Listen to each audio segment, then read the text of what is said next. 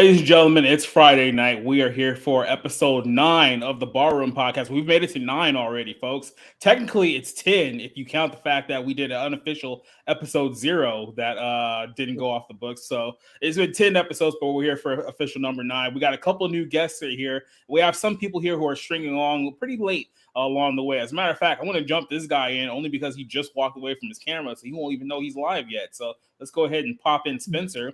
And he'll have a good old surprise when he walks in the middle of the podcast. So until then, how are you guys going? Oh, God damn it. I have wireless headphones. I can hear you the entire time. Well, there goes that bit. All right. Well, let me go ahead and introduce all of our guests for the podcast. We got Mr. Rob Motto, who's back with us once again. How you doing, Rob? Oh, pretty good. Things are looking up for you. I've heard things are going better with the job and things like that. Oh yeah, I mean it's a good opportunity because I think I'm going to be able to be like a dispatcher. But right now I'm working in a gas station and I'm selling lotto tickets. And there's a Mega Millions thing for like $1 billion right now, and I'm sick of answering questions about it. that spins almost immediately. Then we have our good friend Cole Casacage, who's with us tonight after a very spicy podcast last night. How you doing tonight? I'm good. Had a good day. My parents took me out to Red Lobster for birthday dinner, so that was really cool. Yes, got fat on some biscuits. Yeah. I tried to limit the biscuits. I only had 2, so it's still bad in the grand scheme of carbs, but 2 is at least manageable. And then, of course, joining us, I think this might be your first time on the Barroom Podcast, even though you've been on here like forever. Spencer, how you doing today, man? Oh yeah, I'm doing well. Normally on Friday nights I'm still, writing, working, doing all that fun stuff, which I still am. But luckily I had a little gap, so I decided to, finally make an appearance. It's awesome. And then our other good friend Josh, who's having some mic issues, he'll be joining us a little bit later on. But we also have a new guest joining us this week for the first time ever, Mr. Orange Hat Reviews, who's joining us for a time. And how you doing today, man? I'm doing well. How you all doing? We're doing very, very awesome. Well. Yep. Absolutely. Just to let you guys know, we are live on YouTube, Twitch, and on Twitter at the same time. So we got all 3 of them working simultaneously. So we're here. It's episode 9 in the bar room. We got 5 good topics we're going to have a good discussion on this week. Before we get started, I want to go ahead and give a shout out to our people in the chat who are with us once again. Lewis the Casual, who joins us every week. I think we might have shamed him into joining on time because he's running jokes that he was always 30 minutes behind. Oh my god! Don't worry, Lewis. We appreciate you here, bro.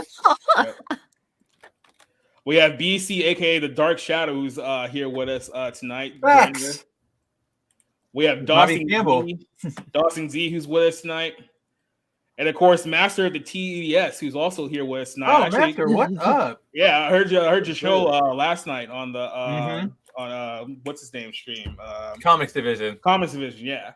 So I'm glad you joined us here tonight. And then everyone knows Cass is here. We don't need to give her any more shout outs. So I wanted to go ahead and start this one off hot because I think there's a lot of things to be said about this one. This should create some good discussion. So the Marvel Cinematic Universe is continuing. It abruptly ended earlier this week. They decided, hey, it's going to be over after Black Panther 2. No more Phase 4. But here, ladies and gentlemen, you have Phase 5 and Phase 6. So get ready for more Marvel TV shows and movies and whatnot over the course of the next 3-4 years now. So just kind of jump ahead. I'm trying to blow this up as much as I can here so you guys can read it. And I think that's good there. That's the updated one, right? Has there been an update? Yeah, because there's Thunderbolts and stuff. No, I mean, because there's the drinker one, and I was just making sure we got the new one. Yeah. No, this is the new one. So this is what's currently been announced. This is going to be set for Phase 5 of the MCU. So we have She-Hulk, Disney Plus. We have I Am Groot, Disney Plus. Oh, dude. Have you seen it? Have you seen the trailer for that? It is Funko Pop, the TV show. Like, it's bad. Like, it's really bad. Well, let me get the list of these out because I'm pretty sure there's going to be a lot of groans moving forward. Wakanda Forever, which we talked about. The Guardians of the Galaxy Holiday Special, which is a Disney Plus exclusive.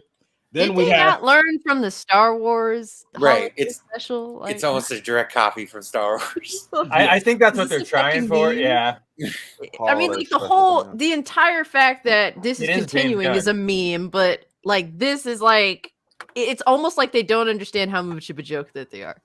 Man, they should Yeah. Of course they collaborate don't. with Hallmark. That's how cringe it is. Yep. We have Ant-Man and the Wasp 3. We have Secret Invasion, Guardians of the Galaxy 3. We have Echo, Loki, season 2. We have The Marvels. We have Blade, Ironheart, Agatha, The Covenant of Chaos, Daredevil, Born Again, Captain America 4, New World Order. We have The Thunderbolts. Exactly, right? And then there's more. We have Marvel Zombies. What if? That in the what if? What if season 2? X-Men 97. Oh my Spider-Man: The Freshman Year. Deadpool 3. Shang-Chi 2. Bro, you're Nova. giving me anxiety. Like Right. you are literally like, please just stop. Spider-Man 4. Wonder Man. How generic sounding is that? Oh my Well, god. that's an They're established dude. actually He's a bringing long. him in. It is a bad title, or it's like a bad name. And yeah, I don't even know when they He is a announced that. character. Like, Wonder Man is a character. He's yeah, one when of did the, they even talk about that? This who is like knows? the first I've heard of it. Last time I even heard that name was Avengers Alliance back in 2016. Oh, what the Facebook game, right? Yeah, it was a Facebook Yeah. game. That was actually pretty fun. But yeah, that's like the last time Wonder Man was relevant. So good luck. Yeah. We have the untitled Wakanda TV show. We have Halloween special. We have Armor Wars. No. Maybe I don't know that they didn't talk about it. It's not on the. It's not on the big thing anymore. I will But keep it that could open be one of for the a other- second. Yeah. Oki, whatever. How's he spelling that? Okoye. Okoye. Okay, I never really got that. We have Oko. Fantastic Four reboot again, and then we have Avengers: The 3. Kang Dynasty and Avengers: Secret Wars. Wow. So what Spencer was just talking about, by the way, when he was talking about that there's more stuff to come, keep in mind they have 8 current open slots for Phase 6 that are coming out in 2024 to 2025. So there's still 8 more potential series and shows left to come after this is all said and done. So I want to go Of ahead. course, you're bringing me on when I'm drinking, mate. Come on. Please share with me. After having to look at that, I need some too. Yes, terrible. Josh, you came at the perfect time. Thank you. It's some Irish Yes. meat, man. Yeah, You know- so I mean, there's so many things we could talk about here. I'm just going to let you guys go ahead and have the floor. What do you guys think about Phase 5 and Phase 6 of the Marvel Cinematic Universe? I'll start with Spencer since he's the newbie here. The technical newbie. I'll let you go, and then I mean, it's painful to think about all this. We know that they're not movies, they're not stories, they're just products now. They're content. It's not anything. It's just noise. It's so why are you busting out all these like B-list characters like Wonder Man and freaking Okoye and all this stuff when you still haven't done anything with the freaking X-Men? Like they're still there. No, let them. Let them. Right. And really You like can't and call really X-Men like anymore. You got to call them the mutants. that's right. The mutants. I'm sorry. I have to be correct. Yeah. You can't do anything with your mutants. And like Nova is at the bottom. That's what I don't understand. Like Nova's a pretty big thing compared to like all these other characters, but you're putting out, just all this other crap way before. It's been like 4 phases since they've announced him, and they keep pushing him back for Black Widow, for Shang-Chi, for the Eternals. Like, why are we scraping the bottom of the barrel when there's still so much good stuff up on top? It's like alcoholic logic, you know what I mean? Yeah. I'm kind of resenting your comment, mate. The last bit. What are you drinking right now? What are you drinking right now? Yes, but I still make more sense than Disney and their incredibly ridiculous slate. So, I agree. I The don't only know. answer to this is to drink. That is the only Yes, answer. it's to watch the wives drunk. That's what it is. Orange Hat, let me talk to you for a second because I know you recently got kind of fed up, especially after all the talk of Thor and Love and Thunder. Oh, So yeah. I had to ask you. So what do you think saw about that. these 30 to 40 to 50 new shows and movies that you're going to see in the next 4 years? When it comes to the MCU, I will always be an Infinity Saga fan, with the exception of Captain Marvel. I prefer the porn parody over that movie, and that's saying something because I don't watch porn. That costume is way better. Yeah, Well, and the yeah, protagonist Axel is Braun actually likable. cares a lot more about his stuff. Oh, but Axel the thing Braun is, definitely does. with all this stuff, I'd love to see this, but not by Disney. I'd like to see it done right. Back in like the Universal days. Back in the Universal like and the Paramount days. Phase 1, Phase 2, yeah. Yeah. Paramount and Universal did it perfectly. They kept it grounded. They kept it more serious, more visceral. Yeah. I mean, yeah, with Avengers or the first Avengers, it did get a little bit more comical, but they still also had a more serious tone to it. Yeah. The quips in Avengers are like incidental, and they're not everywhere like they are now. Like not every, and they were more appropriate. You know what I mean? Like not Phil Coulson's death. Phil Coulson didn't get stabbed, and then somebody go like, "Wow, I don't want what he's having." Like nobody said that. You know, it was like a genuine like, "Oh my God, Coulson's dead. Throw the cards on the table. Like get your asses in gear." So yeah, I think Orange is 100% on the record or on the money. And now, I mean, you got characters that, like Sadie said, you got B-list characters. You got characters that nobody's ever heard of. But when it comes to Nova, this is a guy that can actually stand on par with people like Captain Marvel, who can absorb infinite amounts of energy. But you pushed him all the way back because why? You want to tell the women stories. And I have no problem with strong female characters, but they have to be done right. But you mean you don't have a problem with strong female characters, but capital S, capital F, capital C strong female characters are the problem. Yeah. I mean, it's like, for crying out loud, give us or stop. I discuss it all the time when I'm talking about this specific topic. You got both characters, male, female. When you're cutting down the male, and the female's still here, she looks like she's high or she's so great, but she never moved. She's still mediocre. You don't create a better character by not elevating her. There's no problem with a female character that is just as good as the guys. There's no problem with that. Agreed. Because then she's actually earning. You got Storm. Her. Well, yeah, Storm, for crying out loud, she's worshipped as a goddess in most of the comics and in some of the cultures. And she's also one of the higher tiered mutants. I mean, she could actually go up against some of the tougher mutants out there. She could take Apocalypse. It gives me hope. It gives me hope, by the way, that fans of the MCU, I guess up until this point or up until a recent point, are kind of sick of Marvel shit, because I've been sick of Marvel shit since I'm trying to remember James Spader's the second Avengers movie, basically in 2015. Ultron. I like the Ultron movie, Age of Ultron, but I could still acknowledge that it was screwed up a little bit. Yeah. So it gives me hope that this. You mean you can consume your media maturely? What? Because my only hope with this inundation of the Marvel properties is just that people get sick of their shit and say, "We're done. We're tired. We don't care." Well, that's basically what's going to happen. They're going to have what Kathleen Kennedy tried to say, Star Wars fatigue. Well, they're going to create Marvel fatigue. I mean, unfortunately, it's definitely already started. Thankfully.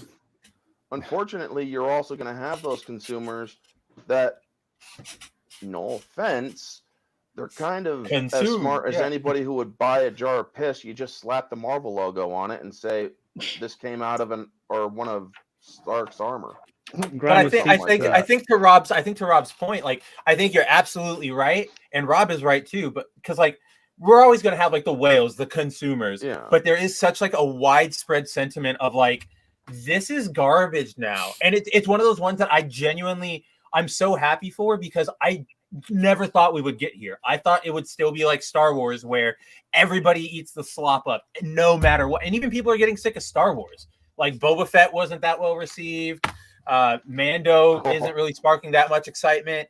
Like I'm very happy that media consumers are not that as stupid as piss drinkers. EU for life when it comes to Star Wars. Well, one point I wanted to make is that, don't you remember, speaking of Guardians of the Galaxy, remember 5 years ago where they teased Adam Warlock? Remember when he was supposed to be like a big thing? He's now coming in Volume 3. Oh, speaking of Guardians, and thank you for that, because I have no other outlet to like talk about this, because it's so dumb and so like minuscule, but I need to talk about it. So Cosmo the dog, like because they gave him that cameo in Guardians 1 along with Adam Warlock, right? And Howard the Duck and stuff. And Cosmo, I like him. I love all the comics he's from, blah, blah, blah. They're gender swapping Cosmo in the MCU. Like he's going to be voiced. I guess she is going to be voiced by the girl who played Borat's daughter in Borat 2. And it's just like, why we've gotten to the point where we're doing the dog? Like we can't even have the dog. Like you have to understand it's payback, because all of the iterations. No. Hold on. It's payback because every iteration of Lassie was actually a male dog, so they have to get paid. But Lassie still played a male dog. If this I forget the actress's name, and I apologize to her if she ever watches this. She will be watching after this. I'm sure she's one of the like hundreds who watch it in the replay. If she wants to play it as like a male voice, that'd be cool. Like I'm up for it, but she's not going to.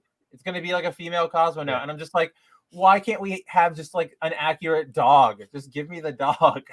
But there's actually more to it as well, though, because look, the one thing nobody's actually considering is that, well, Cosmo is actually Russian, so I think he will be Ukrainian in the movie. Hey, Marvel I didn't even think about that. Come on. It makes me so angry just to think about it. I'm sorry. Right? Dog, right? What kind of This Russian, is Russian dog propaganda you're pushing with Cosmo the dog. Blue and yellow. Oh my god! The thing is, what a lot of people don't realize, blue and yellow costume. Everybody's saying we don't know where they're going with this, and it's like, after Multiverse of Madness, they kind of tipped their hand. I know exactly where they're going. I know exactly what's going to happen, and I know exactly who's going to be the main person to fix the whole problem. When they tipped off Kamala? the incursion arc, it's like, okay, that's why they're going to bring in Adam Warlock now, because he's the one that solved incursions. He's the one that could literally tug on that thread and stop the multiverse from practically happening. omnipotent. Yeah. But also with Adam Warlock, you also have his alter ego, which is a bigger threat in itself. I can't remember his dang name though. Oh my gosh, why am I blanking on it too? The purple one. Magnus or something like that. That's it. That is it. Magnus. I think it's just Magnus. It's like, you guys are... You better do it right, because otherwise you are seriously going to screw They this don't up. care. Well, They not don't only care. that, it's like, oh my god. You already know they're not going to do it, because they've already signaled that, hey, our next big bad guy is going to be Kang. You guys remember Kang, right? He's going to be the new big bad. So it's like, okay, Richard's descendant from like 4,000 years or 4,000 AD. Yep. And they're gonna I actually have a different opinion. I don't think that they are going to use Adam Warlock and Magnus the right way, because you have both of those Avengers movies. This is what I noticed. Both of those Avengers movies at the end are big. They both allow for big multiverse universe retconning, changing all that stuff, no matter what you want to do. You know, Kang goes back in time, changes something. Secret Wars, you can literally, hit the end like that and reset everything. And that's what I think they're going for. I think at this point, They're gonna do phase 5 and try more things out, and then by phase 6, keep trying it out, all the while still doing a very loose thread, not as tight as the Infinity Saga. And then they'll see what works, they'll see what doesn't, and then you'll get Kang Dynasty leads into Secret Wars, and then post Secret Wars, it's going to be a new Marvel universe where everything gets rewritten so that they can fix all their mistakes and line everything up and pull in new actors and yada yada yada yada yada yada yada. That's what I'm pretty sure is going to happen. I can't wait for phase 13 of the Marvel Cinematic Universe. It's going to be lit. That won't be just give me the Star Wars Marvel crossover, man. That's what I'm waiting for. Here's the thing. I think that they're just going to continue to throw shit at the wall and hope it sticks because look, we have an industry that has no intention of ever trying to achieve anything grand in scope other than appeasing their own political ideologies. They have lowered the bar so far that someone that has always hated Rob Zombie's Halloween is like, man, I think I'm going to go watch Rob Zombie's Halloween because that is at least semi better than the fucking slop that we're getting in modern day. It's like my friend asked me to you want to go to the movies? I'm like, okay, but it can't be anything related to Disney. And then she texted me after that. I said, okay, never mind. There's no alternative. They have control of the industry. They're definitely trying to keep Korea out with their movies and all these other countries out of it as much as they possibly can so that they have you by the balls. That you're forced to either consume this garbage or you consume nothing at all. And sooner or later, they're growing a generation of fucking mouth-breathing losers that have no idea what it's like to achieve anything because there's nobody to look up to in modern day that achieves even remotely anything. And literally every time I see this list of Marvel movies, it gives me anxiety. And it's like I feel like showing this list to my dad because every time I'm kind of excited for a new Halloween movie because I just love watching Michael Myers kill people at this point. Every time I'm excited, my dad's like, "Oh, you ready to go see Halloween 43?" And I feel like showing him as a joke. And I feel like showing him this list to call him on his bluff when he actually sees the dozens of garbage that's being fucking shoved into movie theaters and on streaming on Disney Plus, literally just to be consistent fodder. By the way, I just want to keep this in mind. For all these Disney MCU projects that are coming out in the next few years, you also have to keep in mind that they're also coming out with an endless supply of Star Wars content in the same time. That's what I mean. They're going to get to a crossover point. And I don't want it. Attempt Star Wars. I mean, I wouldn't call it Star Wars because ever since that buyout happened, well, even before the buyout, it started to lose its luster. Star Wars for me, the original 6 movies, the Genndy Tartakovsky's Clone Wars, and the books that were being written about the EU with Jaina and whatnot, sadly, or all the way up to Fate of the Jedi, and afterward. They should have, or if Disney was smart, they would rehire the old story group, have them continue the EU, because then they have comparative product.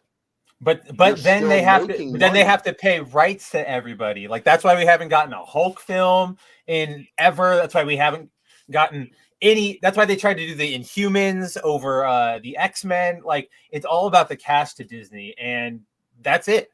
Like all this content, all of that fucking 18 film lineup is not for us. It is for consumers and for them to be able to put on a financial report so that investors can go, that's, I recognize that is some good output. All right, let's invest more or let's okay you there. It is all garbage now. I have a question. So do you think that maybe the reality that they're just putting all of this content both on streaming and in the film, do you think that this is a basic general way Disney has consistent control over these industries? Do you think that's because it's like if they have something coming out all the time, it's gonna dip into everybody else's finances when they're trying to drop a film or they're just trying to drop something on a streaming service. I think they just want to eat into everyone else's revenue. You've heard the whole thing where Disney has contacted theaters that are like, oh, if you don't show whatever, Thor, we're not going to give you any of our films. So no Disney, no 20th Century, no nothing. They do that to my theater all the time. And it sucks because then like theaters like, well, we need the money. Like we know that those are going to be money pulls. So, okay, like we won't show, this rerun of a movie or these 4 indie films because we're going to give you all 15 screens. Like it sucks. We It's only like have 2 the same screens thing that where I Fox live. was doing with the I'm thinking megaplexes. With the Fantastic Well, they do Four, it with right? the smaller ones too. Yeah, they do. Put What mine happened, out Josh? of business. Sorry, Well, Josh. Yeah. The last time that I saw that in the news was when Quentin Tarantino made enough big enough stink on it, back when Howard Stern wasn't a complete coward, when The Hateful Eight came out, and he basically said like Disney's bullying these theaters into not showing my movie. Yeah. And that was it's a Quentin Oh, I remember Tarantino that, movie. yeah. So like, so that would have been I think 2017, 2016, 2015 actually. But yeah, it's just. Hateful Eight, yeah. Real quick here, I want to jump in. My good buddy here, who's joining us tonight. Hopefully, he's ready to go. Mongo, can you hear us? Yeah, I hear you. How you doing? The Mongo Slade, ladies and gentlemen. How you doing? What guys? up? What's up? Hey, how y'all doing, man? I Hey. came in near the end of this, and I hear you guys ragging on Marvel, and I'm kind of like, I can't believe I missed it. Well, we're about to wrap this up, so if you have any thoughts, go ahead and let us know now. I stopped watching Marvel movies and TV shows. I didn't watch any of the TV shows, if we're being honest, outside of the Netflix. You don't need to. Yeah, and it felt like I didn't need to. The characters became less and less interesting, and it became more about, are you immersed in the universe? If you're not immersed in the universe, then do you really care about Ant-Man any other way, or Hawkeye, or any of these other characters? It was like, no. So it basically just became an IP farm. And I like where the young lady was talking about Marvel just kind of dominating the industry. That's a good point, because they could consistently just churn out stuff. It doesn't matter if it's good stuff. It's just stuff. Right. And it's monopolizing people's time. So that's a good point. I saw the slate of movies that came out, and I just, or that's going to be coming out, and I just looked at it and says, what about any of this is appealing? Even if you like some of the characters, you could just look and just say, okay, Blade. Okay, I like Blade, but it's current year. So what is it really going to be? It's not going to be the Blade that everybody thinks it's going to be. No. So it's gonna look like the Marvel Blade is gonna look like Wesker from Resident Evil from the Netflix Resident Evil. Like I know it. I absolutely know it. Even though Marshall Ali rules, I love that dude. He's a great actor. It's Marvel. That's what's coming. Yeah, it's Disney's turned great actors into crap before. It won't be the first time. They're still doing it. He was in Moonlight. I mean, look at but it's worth. I like that movie. When I saw Zeus in Love and Thunder, I immediately was brought back to Godfather. Look how they massacred my boy. My boy. My boy. I think the actors now are jumping on the train just for the paychecks at this point. I don't think they care about these characters. There's no investment at all. They're just kind of like, I need to be in a Marvel movie. Okay, great. It's a huge paycheck. And if they ever decide to, they can always decide to retroactively do other things that can monetize the product, and you get a chance to come back, So, hell yeah, it's a big paycheck. You get to do more than one movie. It's a guaranteed job. You don't have to emotionally invest yourself in it. It's mostly comedy, no physical stuff, really. Why not? There's no desire to achieve anything even remotely interesting. They don't want to aim high. They just want. Absolutely not. It's just a factory line. It's a factory line that comes with for like cameos. Like they literally are promoting She-Hulk on like it's gonna have a lot of cameos. Come watch it, and it's like that's the only thing you guys have now. You don't have stories. Yeah. It's just like come see who the next character is that we're gonna give a movie to. Like you can't even get your own title characters suck, so you got to bring in other people to actually bump up the show. Right, exactly. That's what they did with the Mandalorian. That's what they did with Boba Fett. And they also, reversed it. Their marketing keeps screwing them over because you all saw the Wakanda Forever trailer, right? Yep. Yeah. Oh, good lord! That everybody was asking, where was Black Panther? You see one shot where where the Black Panther character unsheathes their claws. Well, then Lego comes out with their new Wakanda Right. Forever line and freaking spoils. It's like, well, who's going to be the new Black Panther?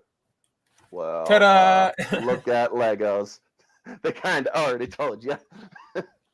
And I'll say this about, for instance, Tom Cruise, who I don't love all of his movies by any means, but he gives us something to care about on screen in terms of stunts, in terms of like the movies he does. He makes sure that there's an investment for the audience, and it feels like he cares. Even if they're just high, sort of these high octane action movies, they still have more in them that sort of matters on a movie going level, things that you care about. Versus these Marvel exercises. It's just like these CGI fests. Exercises. Exactly. That's a good way of calling them. That's a good thing to call them. They just exercises. They stopped being movies a long time ago. Yeah. Let's go to any final thoughts on the MCU before we move on to our next topic here. Well, I think that Marvel using the depth of Chadwick Boseman literally to promote this film, it's disgusting. I don't understand how people are just falling for that and thinking that it's completely okay. His death literally carries this sequel, nothing else. And of course they're trying to use Angela Bassett. I love her. I think she's an amazing actress, but she's not Storm, so I don't give a fuck. It's Black Panther's mom. If she was Storm, that would have been good. They casted her as Storm like they should have. Storm carried a Black Panther too. Clearly. Damn! I've never even thought about voice that. Storm. I hadn't even considered that. That's a good point. That is a fucking good casting. Like, it's now sad. I love her. I love her as an actress, but she's playing Black Panther's mom. I don't care. Yeah. And that's the problem with their whole, like, we're going to not worry about the X-Men. We're going to angle away from the mutants. If Marvel was smart, like, you're Marvel, you're Disney, how the fuck do you not, like, know you're going to get the rights back someday? Why wouldn't you plan ahead? Like, we're going to get that chick who's playing, or who played the girl from the Hunger Games, Rue. Now she's playing somebody else. I just wrote like a Maya Stanberg or something like that. Yeah, I just wrote something. Well, the Star Wars. She just got cast in the Acolyte. Like, they're gonna cast one of those, like just one of those young actors who don't look the part, that don't have that same presence as somebody like Angela freaking Bassett. But you have to understand, Marvel, in the way that they have handled X-Men, X-Men's existence for the past 15 years has been entirely spiteful. They were very spiteful because they had a hard time getting the rights back. And for a while, they just accepted they never were. So they limited X-Men merchandise. They literally bastardized X-Men comics before comics essentially went to shit. They were very, very spiteful, and the last thing they ever wanted to do was give Fox money to use Aurora Monroe in one of their movies because of just how disgustingly spiteful they are. Well, then they also look at what they did with New Mutants. They put that movie off for years, and then finally released it when they had the full rights. And it's like, most of these actors don't even look like this anymore. Yeah, well, I mean, look, you guys know my feeling about the MCU. I've kind of been done for quite a while. Now we're getting to a point where 5 years later, now people have finally gotten to where I was about 5 years ago. So I'm glad you guys see you all caught up. But this whole Marvel Cinematic Universe is going to outlive all of us. So we all pretty much know that. So I turn my brain off when I watch these movies. I got to go to the movies and I got to review these movies because I get the request to review them and whatnot. And it's like, you guys are so lucky. I love you all because I'll do as you ask. If I get enough or if I request it, that's one of the things I say about my channel. If you request the movie, I'll do it. That's what I have to give people like you props for being able to sit through this shit. I couldn't do it no matter what. Oh, it's very hard. I was going to give a special shout out to Rob. So many movies. I mean, what was the last one that I almost wanted to walk out, or that I actually got up to walk out, but then I stopped myself. It's like, you can't do it. You gotta watch it all the way through. And What one? It was Love and Thunder. Yeah, it was Love. I was getting a headache from all the damn screaming goats. I'll say this: when I saw Venom So 2, dumb. Venom 2, the scene where Venom's partying with the hipsters in San Francisco, I almost complimented getting up and walking out right at that point too. Like I had to literally like stop myself from like just walking out of the movie altogether. So that was so weird. Yeah. Andy Serkis, great motion actor, shit director. Yep.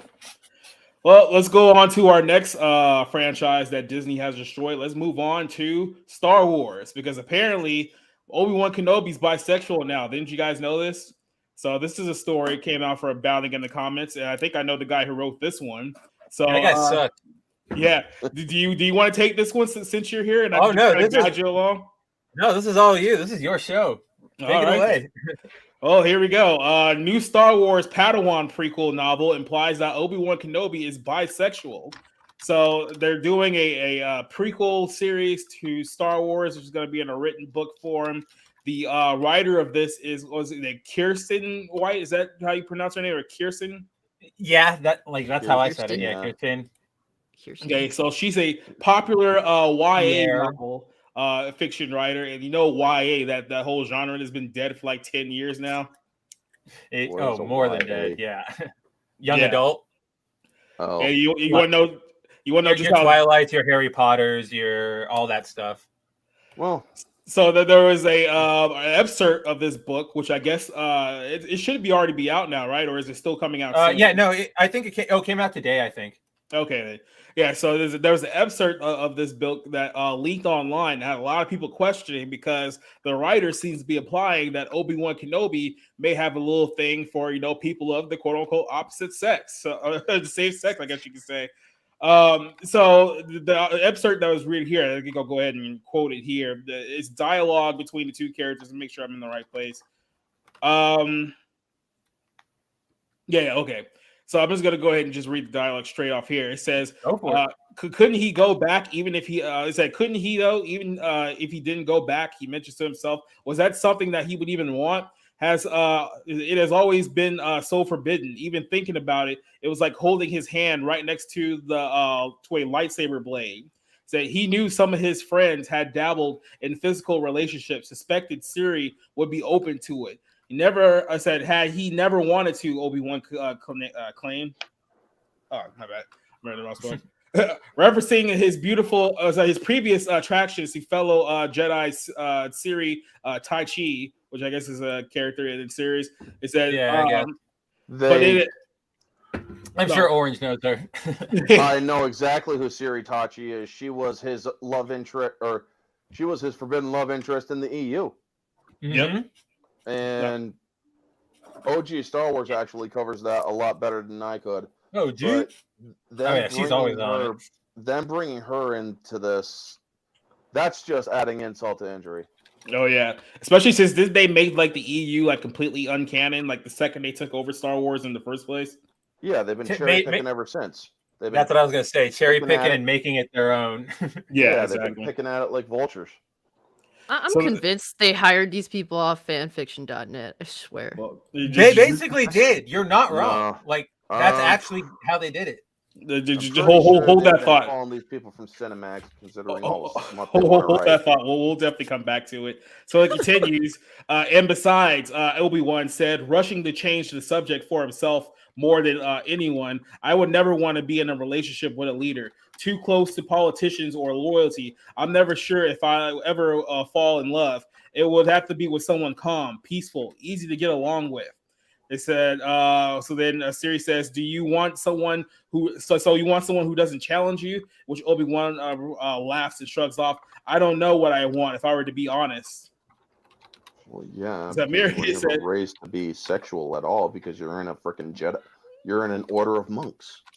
Yep. So then she responds, not many choices around here. And then he says, I don't think love is in my future either. I'm fine with that. He opens it to the Jedi. He says, as long as I have the power to keep my family safe, that's enough for me. Though I will admit, I've been curious about kissing and why RJ and Zabri, sorry if I'm butchering some of these names, by the way, who knows?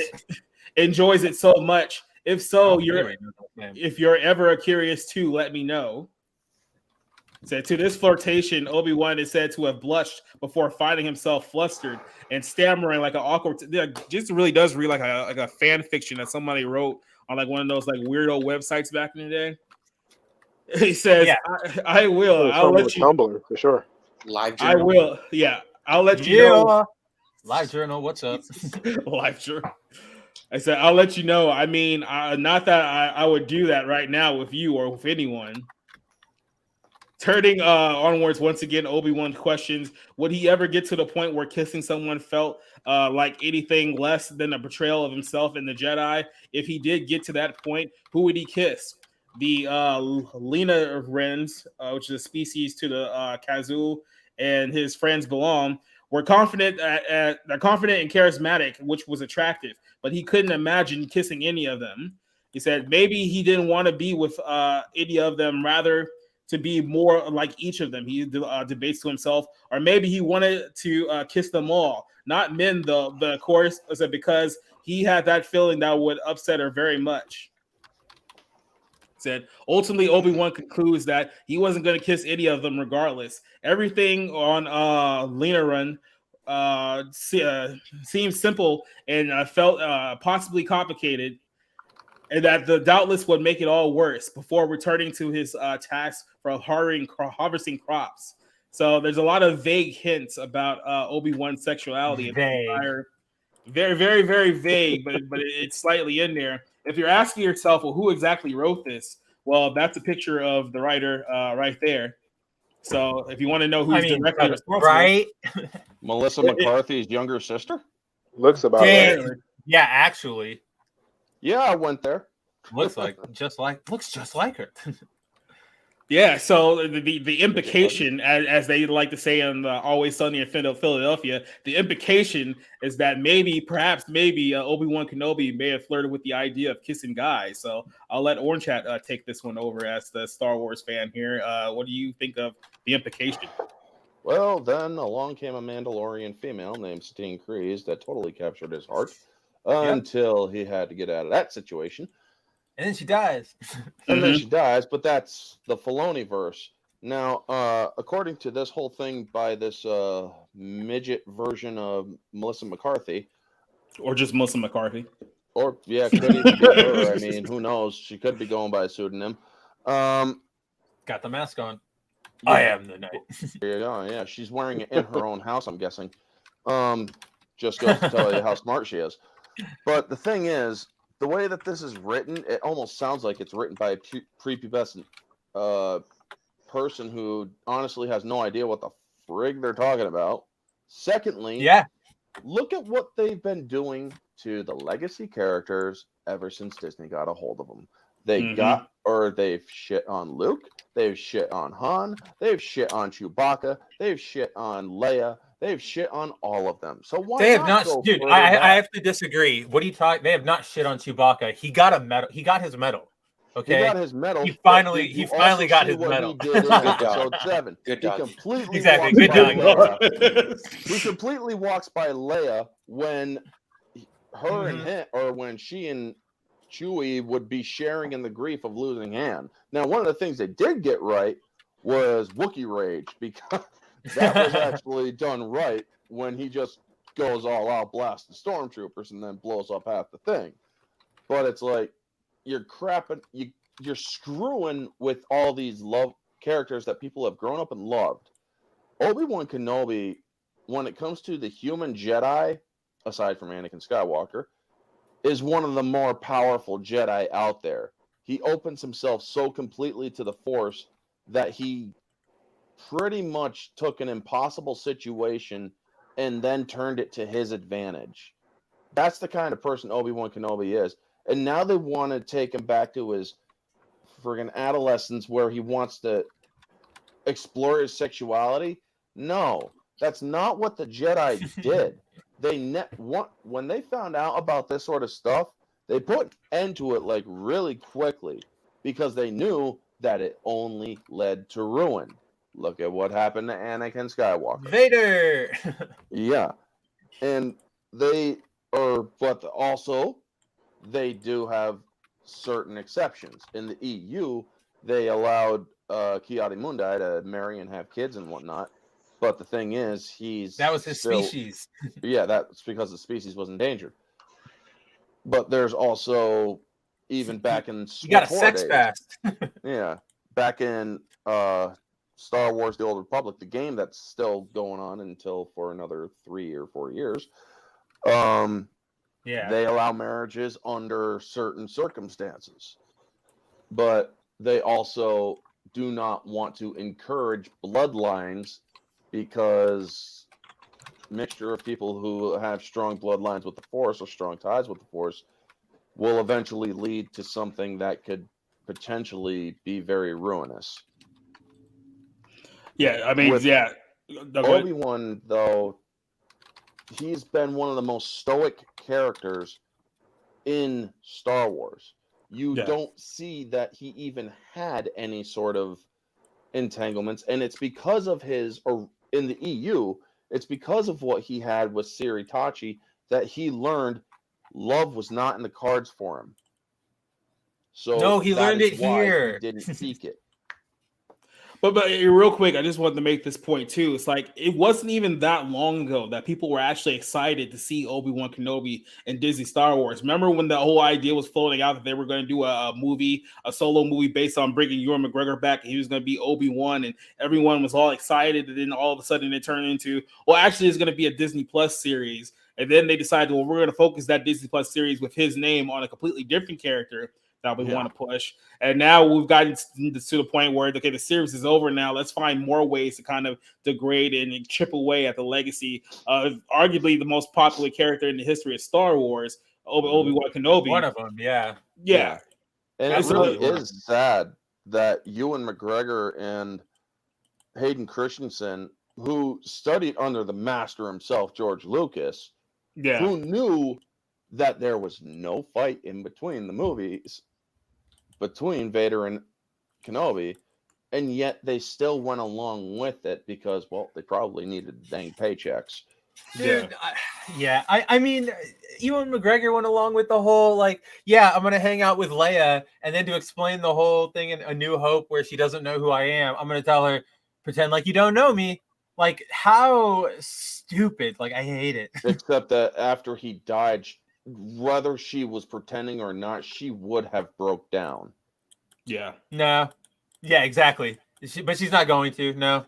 No, because that would make because that would make her well, yeah. Not only that, but these people who are in charge, especially in Disney, they have this weird. I guess you could say. I guess emotion towards like heterosexual relationships, where they just will not allow it whatsoever, even if it's part of like the lore of the entire like universe with Han Solo and Leia, and they barely embraced, and their son just turns out to be a complete burnout wannabe and things of that nature. I mean, they've pretty much torn this whole thing apart, but I hope that $4 billion that George Lucas got was worth it, because they're pretty much watching him destroy all his work in a record amount of time. Like, we're not even talking like 10 years. Oh yeah, even more.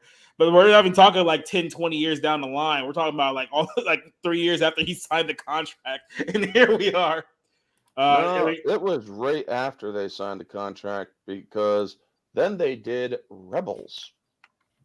Oh God, I forgot about that one. Yeah, I just didn't even check that one out. Lightspeed whales. Wow. Oh, that's right. That's where they came from. And time travel. Time travel, the concept of time travel was actually explored in the EU, except it was an actual Force technique, except that the Force would not allow you to influence anything in the past. Right, that's what I mean. It was more of a like a projection. Mm-hmm.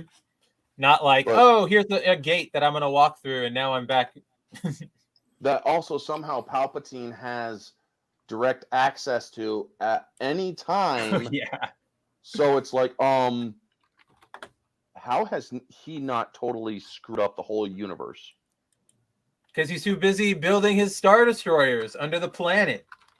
Yeah. And then somehow burying them in the ground. And but it just doesn't make sense, man. That whole movie. So, Rob, It was Cassie, do you trauma. guys have any thoughts about Disney's Star Wars in a nutshell? I'm not sure if you guys are as big as fans as these two, but do you have anything just to add on to this whole story? Like I said, at this point, it's sad, but it's expected at this point. You know what I mean? Yeah. So judging this snippet that you read, like just looking at this, like I know that technically they don't want to admit to this. This is supposed to be written for men because men mostly engage in comic books. Men typically have loved Star Wars. This is supposed to cater to more of a male audience. But what you read and what I heard, like that shit is so fucking corny that me as a female, I would never ever want to, like, I would never invest any money into it because it's just corny and sappy shit. Who the fuck is this for? Like, stop writing things for an audience that doesn't exist. It's for that lady. It's for that lady we just saw. Like, it's for the author. It's not for anybody but her. This is what they do. They get you, or like they'll throw out anything. Come write a comic. Come write a movie. Come write a book. And the writer or creator will get to write their fan fiction, basically put themselves in and disregard everything. And Disney or whoever doesn't care because, again, it's just content to go on the books. Like, now they get to say, hey, we released a Star Wars novel about Obi-Wan, and that looks great to investors. Or they get to go, oh, look, we're releasing 7 novels this year, whatever the hell they want to do. It's just marketing for investors. Well, it's even worse than that, to be quite honest. Excuse me. I don't know anything about Star Wars. So I was very quiet. So I want to talk about like the broader issues about this. Yes, it is very much more of a broad issue. Because as I write, I'm a writer, and if you go to looking for like agents to shop your book, almost all of them have specialized. We want Black voices. We want LGBT voices. We want this kind of stuff. So they telling you off rip, if you're a straight person, they don't really want to read it. So that tells you that there's gatekeepers there. So when the jobs are available to write these books, the only people who are available are the people who write that kind of stuff anyway. So they're just writing for what they call it, that genre, but that's not how the genre always was. That's how the genre was made over time through the gatekeeping. So they're just changing everything to turning everything into the same thing. It's like there's no originality because the concepts are, whether it's comic books, novels, movies, throw in some gay, sprinkle some Black people, and everybody's going to be happy. Instead, you destroy the characters, you destroy the stories, and things don't make sense, and people walk away. And then you call people names once they've walked away. But this is the business that they've built. So this is how it looks.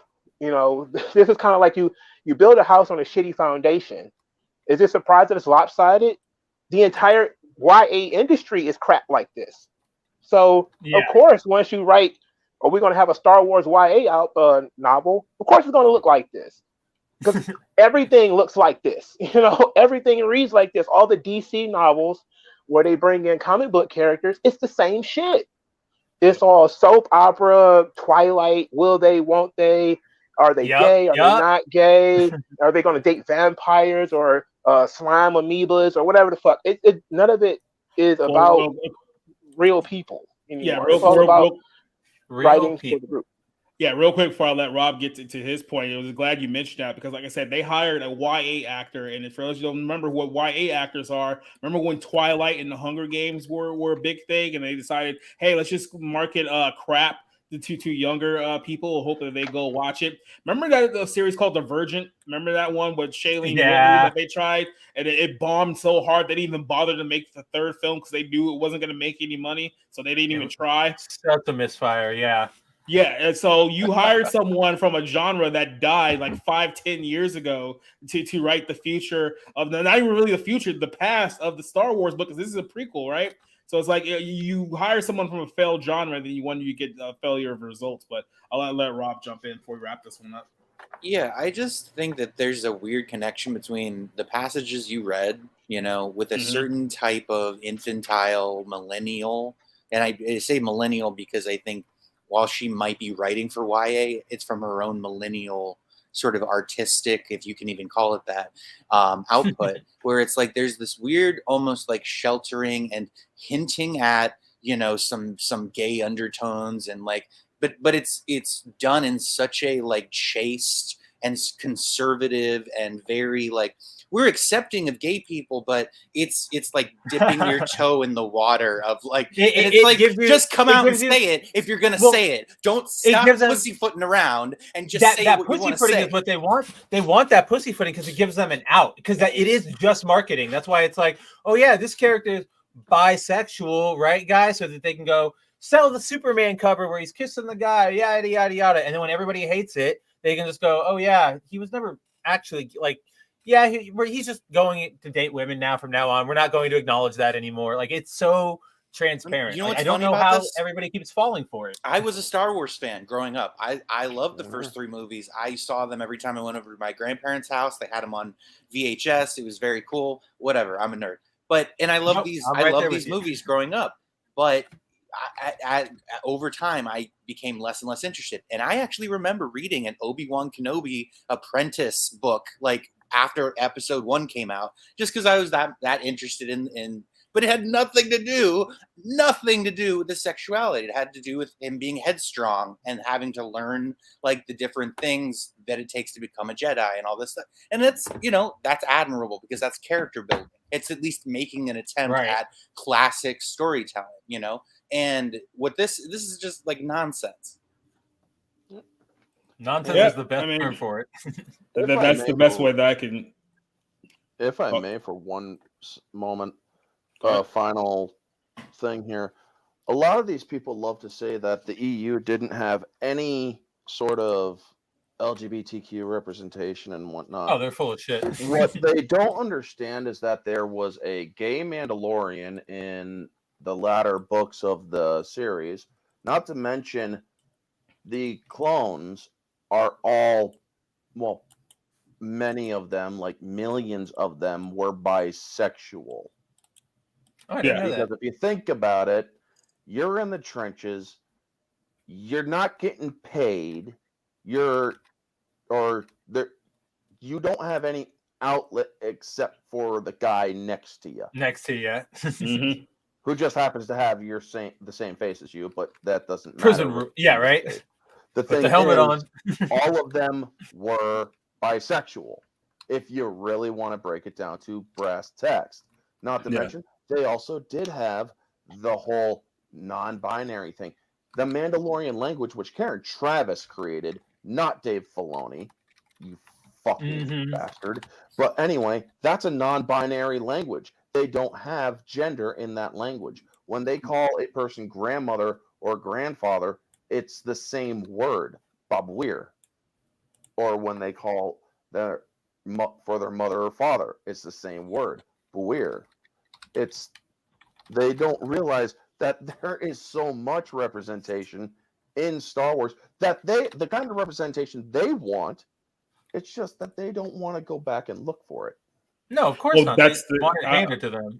I was just about to say that's the number one problem is that you would have to be an actual fan of Star Wars and know that in the first place. These people are not fans of Star Wars, so these are people who just came in from the outside and just come with this preconceived notion that, well, you know, there's never been a gay character or a black character or a blah blah blah character until I came along, so I'm going to present the first quote unquote. I'm the best. Yeah, exactly. Well, I don't even think. I think it's even more nefarious than that at this point.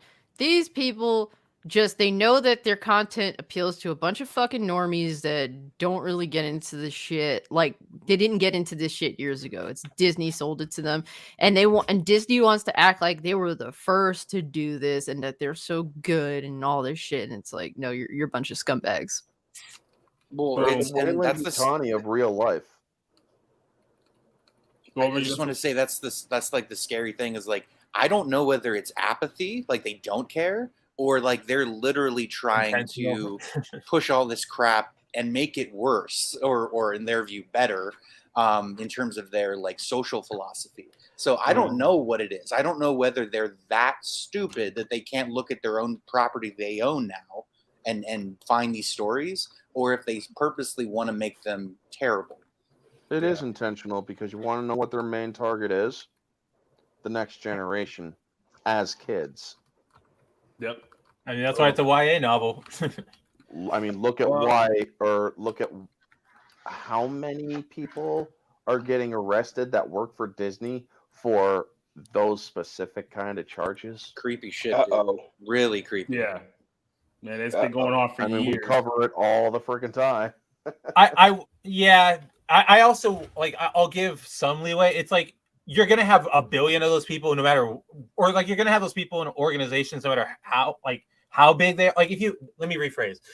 If you have a super big organization, you're going to have people like that get into it, whether you're Disney or a religious organization, a political organization, you're going to have them. So like, yes, we should absolutely call him out and be like, well, you know, especially the most recent guy who is doing this stuff on company time, on company property. Like, that's a big problem. Like, so definitely, I'm not saying like absolutely call them out. Like but also, I don't know if it's like Disney saying, oh yeah, come on in. Well, yeah, maybe Disney needs to vet their dang employees. Well, yeah, exactly. Better. That's what I mean. Like, problem. They're not vetting their do your job. I did or it was actually one of the Bounding in the Comics articles that I did years ago. This video is still getting views of where that kid that was 16 was getting molested by the executives and whatnot, and then he gets nailed by this one woman, and instead of turning her in, they transferred her to another department. Catholic Church. It's just always moving around. Public people forget. Yeah. Public schools, churches. Was literally my highest viewed video, and it was done 2 years ago. Yeah, always evergreen content. It always relevant. And some people still probably don't even know about that story, even though it happened 2 years ago. I know. That's the thing. Yeah. Well, we've talked enough about Disney killing all of your favorite franchises and all your childhood. So let's talk about Amazon doing the same thing. Amazon spent $1 billion. Oh my God. They spent $1 billion to get the rights for this Power of the Ring, Lord of the Rings TV series. They're spending upwards of $465 million on the first season alone. So this is a massive investment that they've put into this.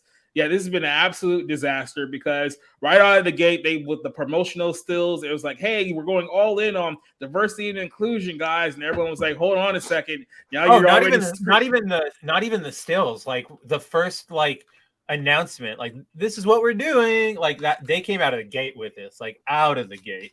Yeah.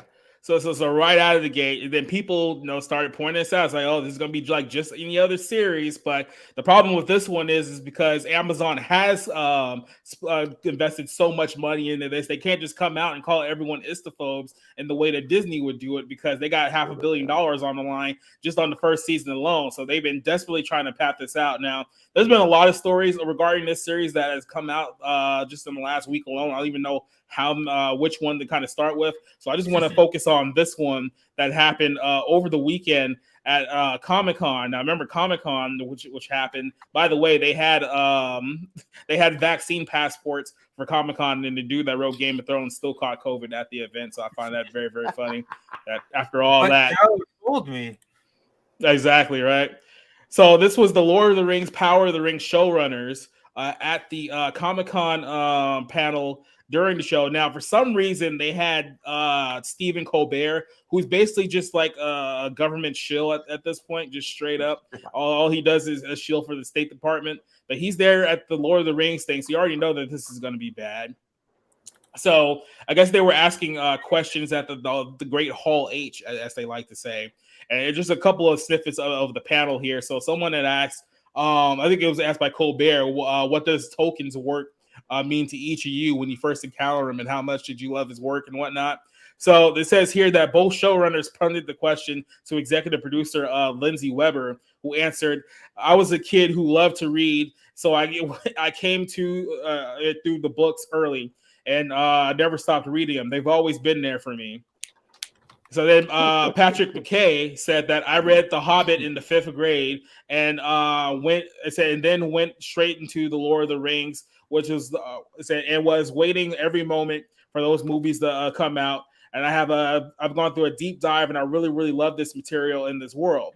Now, J.D. Payne, I guess another showrunner, said that he admitted that he came to Tolkien's work through the Peter Jackson movie. He said, I came to the party through the Jackson films and then did some deep dives into the books, the Silmarillion, the unfinished tales, the whole nine. And I fell in love. I fell in love to the point where Lord of the Rings became a personal part of my canon, not just the literature, but of its life. Something that I had to go into the biggest and most difficult moments of my life.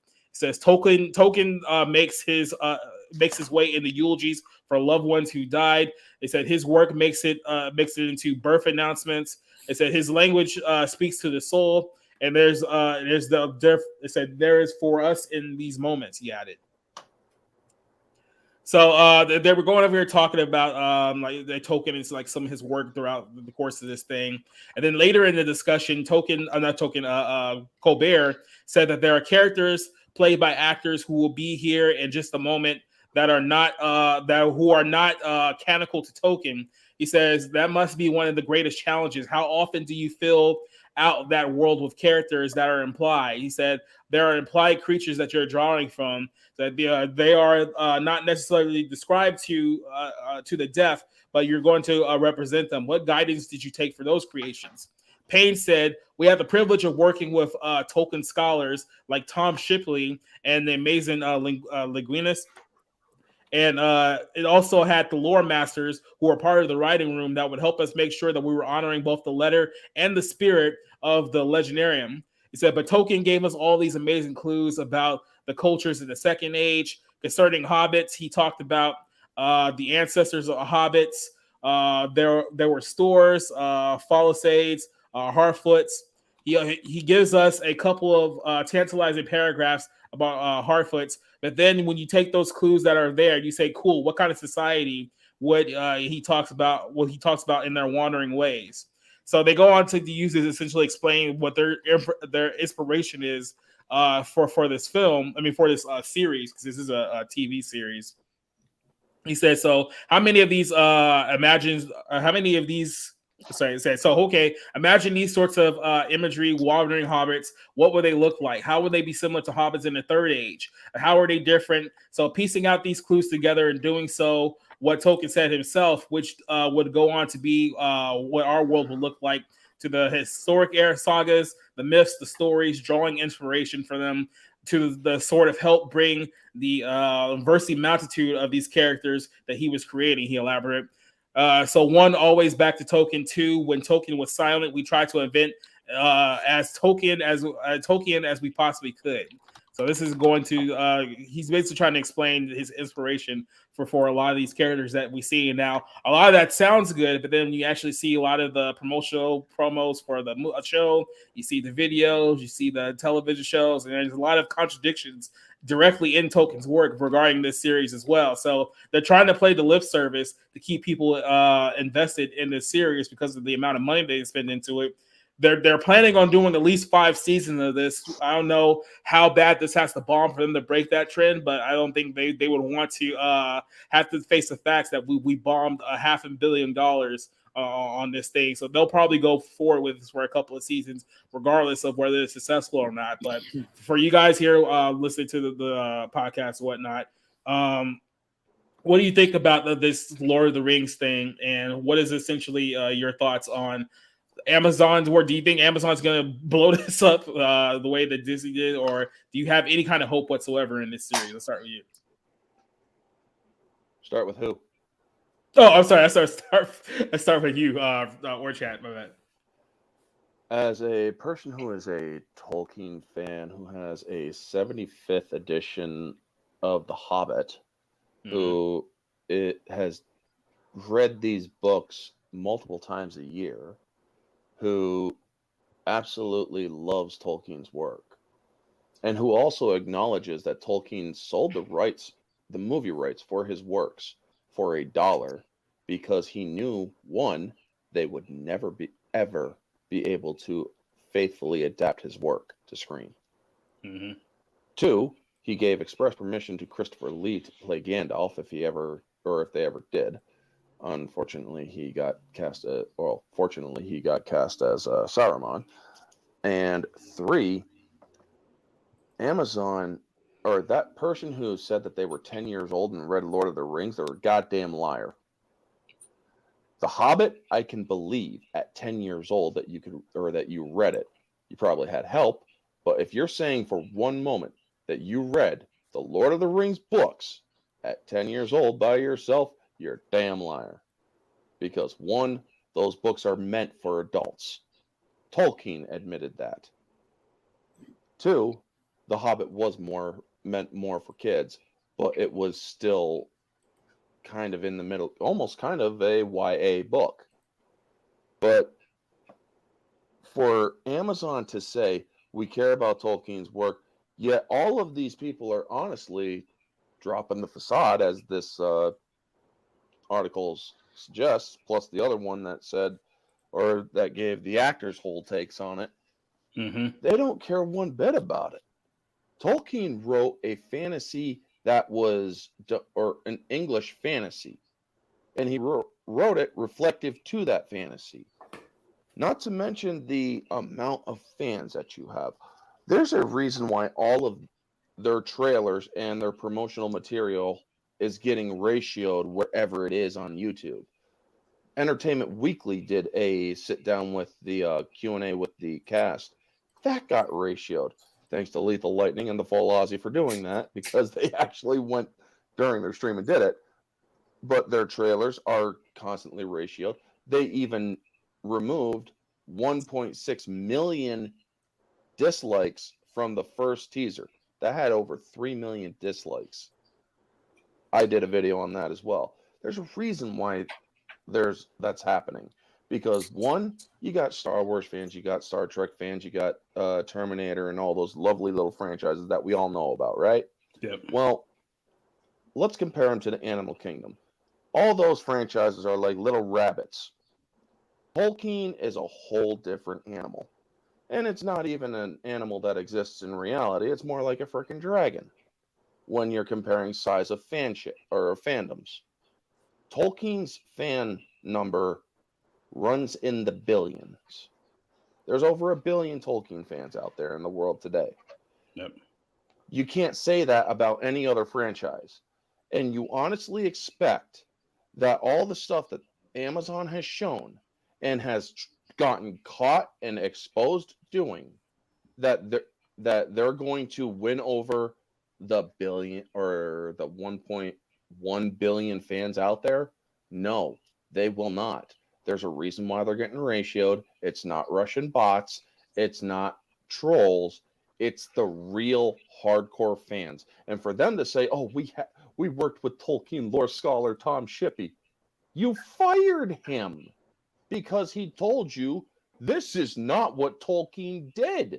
This is not what Tolkien wrote about. You guys also admitted you don't even have the rights to the source material that you are of the stories you're writing. You need the Silmarillion and Unfinished Tales and the history of Middle Earth in order to tell those stories, and you don't even have those rights, because if they do eventually get the rights to those, they can be sued for, or they can actually be charged with a monopoly crime. The problem is, folks, Amazon doesn't care about Tolkien. They've admitted as such. All they care about is this. Yep. Mm-hmm. And this is actually money, and they're going to get it from all the consumers out there. Right. They're consumers, because this is a perfect point. There's this book I read a couple years ago called The Big Picture, written by Ben Fritz, and he talks about all the streamers in comparison to the studios and how they operated, in their heyday. And in the streamers, he talks about the guy who runs Amazon Pictures or Amazon, I forget, Amazon Studios, and I think his name's Ted Pope. And he's on Twitter. He pretends like he cares about the craft of movie making. He doesn't, and he views Amazon Amazon Prime subscribers. He just views movies as another consumer good he can sell to them through a convenient website, and he does not care. He just cares about acquiring products that people will buy, but that ultimately he has nothing invested in other than his financial bottom line. And so I am not surprised at all to hear this. And I have a much more open mind to this series than probably everybody on here, just because it's like, hey, maybe it's good. Maybe Shot in the Dark, it's an entertaining fantasy thing. Probably not. It's probably a disaster. But here's the thing: probably be visually entertaining, but it's not, but it's not going to be Tolkien's work. Yeah, they spent $1 billion on this, meaning that Amazon paid Warner Brothers or New Line, whatever, $1 billion for the rights to this for what, 2 seasons, and then they're out of money. Well, no. So the first season, because they're putting so much on the production and the marketing of it, they're going to end up spending about $450 million just on the first season alone. But they're supposed to be spending about almost $200 million per season at least. That's like the minimum. That's just on production alone. So yeah, but altogether, if they hit their 5-season mark, which they're hoping that they do, it's going to be well over $1 billion. So they're going to be in debt. Well. Yeah. A lot of debt. Bezos.